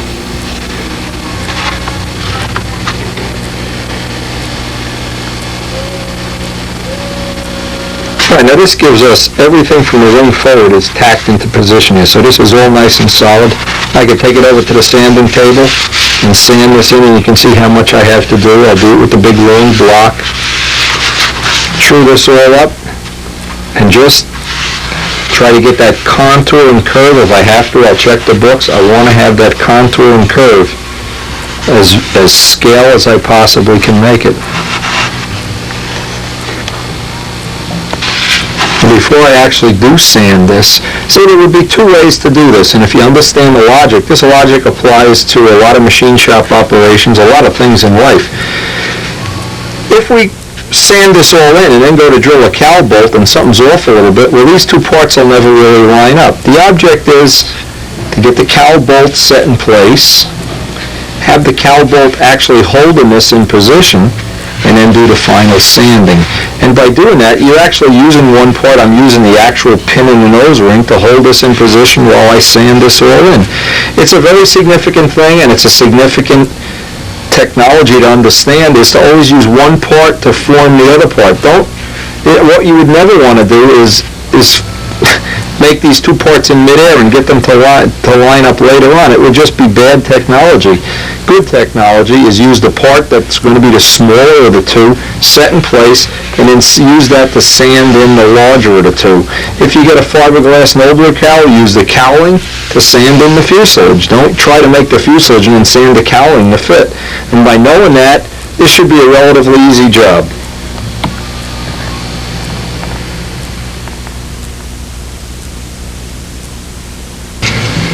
I drilled a little pilot hole in here where I want to have the hole down. I just rough this out. I want to have the grain going side to side. Take a little piece of plywood and just lay this up and tack glue it in place. And I'm taking this little piece, I marked it off, and I need to recess that down in a 1/16. I'll just take a brand new blade and slice out a 1/16 of that material. Okay, now I just want to hold that piece. I could tack glue it or I can just tape it in place. Because what's going to happen when I come in with the cowling is now going to line up my hole. And I can make sure I have this on center. I guess it's very few things more frustrating than we go put a cowling together, and when you go to tighten a bolt, the cowling is off to one side or something like that. Now that pretty much establishes where this is going to be.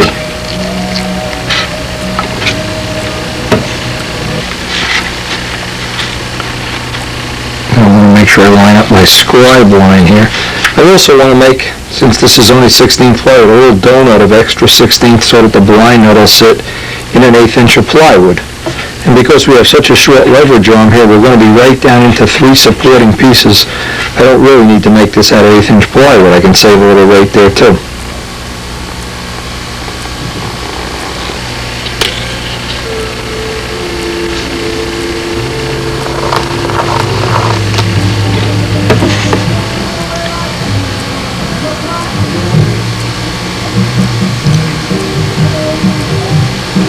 Remember, the whole trick getting one of these little blind nuts in is get some grease. This is chain lube from a motorcycle.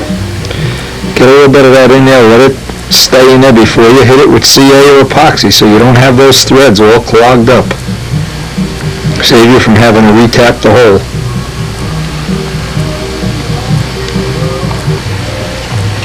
And before I glue this on, I want to make sure this is not going to be sticking and I have to rip it out.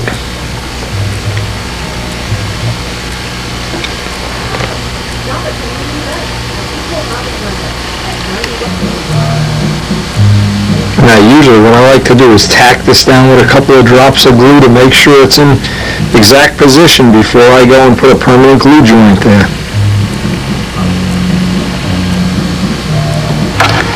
Now again, I want to test fit this. And I want to see that the bolt hole lines up before I go any further. Now this is only 64th plywood here, so obviously what I want to do is make a little half-moon piece to go in here.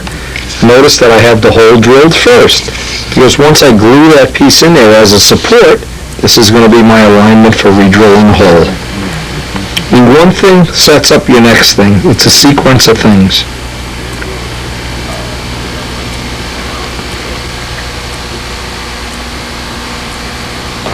Well, you can see how I chamfered this so that when I put the glue on this, I want it to go right in there, right in position, and be a nice tight fit.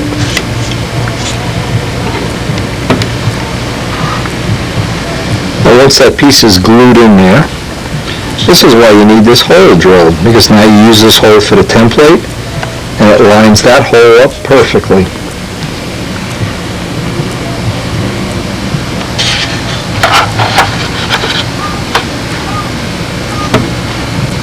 What I want to do is I want to get a thin copper washer under this bolt, put a little CA underneath it so it'll basically act as a little plate so I'm not squashing this plywood all the time. Now what I did, I sandwiched in a piece of 64th plywood, and that's going to give me my fit here. It'll just give me a little material to work into, but the fit looks pretty decent already. Now what I need to do, I opened up the hole by the bolt and stuck in a little piece of arrow shafts, just so that the wrench, if it slips, it doesn't chew the whole thing up. I want to do this sanding and get this all blended in now. Then I'll pull this apart and hollow some of this extra plywood away. Key here is to have the bolt holding this exactly in place while you do all the dressing off.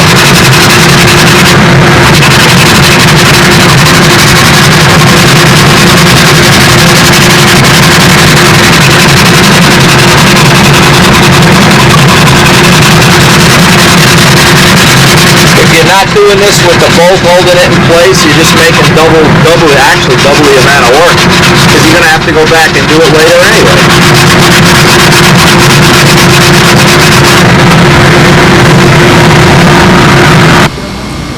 Now, one of the last steps here before I start cutting out the hole for the engine. In fact, we're so near the end of the tape, I'm probably going to do this on the next tape, but I want to make an edge. Basically want to use the cowl, drill a hole here so it presses this plywood down. And what that does, then I want to just glue the other side.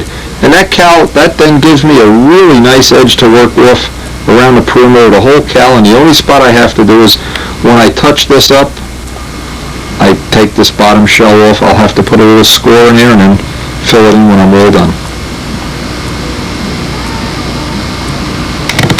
I'm going to set this piece of plywood up, of course. Of course, you can't get the piece out.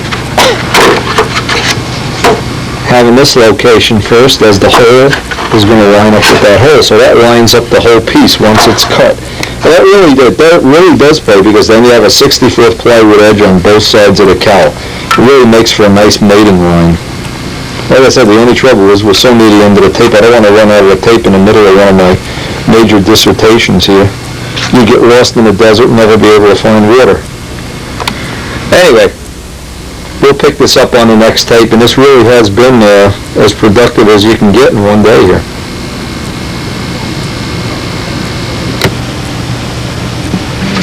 You'll see that cowling actually holds it in place, and any little gaps that are on this side you can just fill in with a bead of CA. And then of course, while the cowl's still in place, just block sand it right in. And that should give you, in essence, a perfect, absolutely perfect hinge line. That's one of the little tricks of the trade a lot of people have never figured out yet. And it's very durable because it's 64th plywood. This little seam on this side, this will just fill in with thin CA, and when that goes back together, it should be a really, really nice joint. A great trick, worth its weight in pizza. Now, obviously it's easier to trim this edge off when the cowl's not in place. Just use a Dremel sanding drum, but that gives you that nice edge.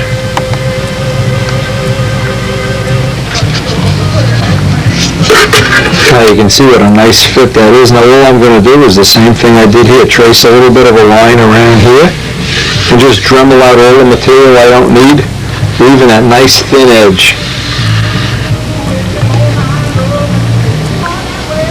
The easiest way to get that out is with a sanding drum. And the only thing left here is to transpose that down onto the cowl, so they'll have the same recessed area and the airflow will be constant through there, just to get rid of some of this material. We have all the cowl edges on, and it's been a long day. Anyway, I hope you've gotten some building tips that you can use on your plane. Please share the tapes with everybody, pass them around. Don't be bashful. You know, I can get right in there and transpose that line right on there, then just take it apart. This nose section looks like it's going to be really nice when it's done. And using those lines, it'll be very easy. Just Dremel it right off with a sanding drum.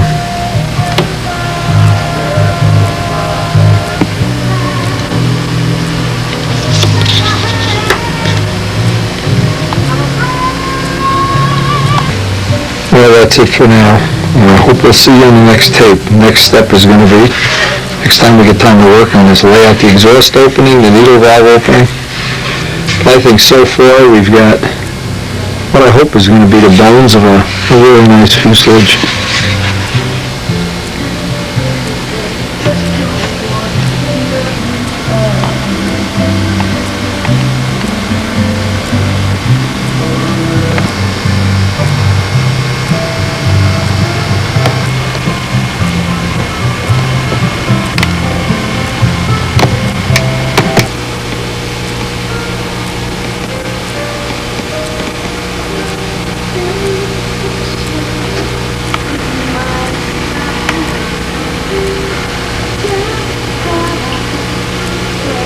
At the end of every session, I like to just snap everything together with some masking tape and get a look at how it's shaping up.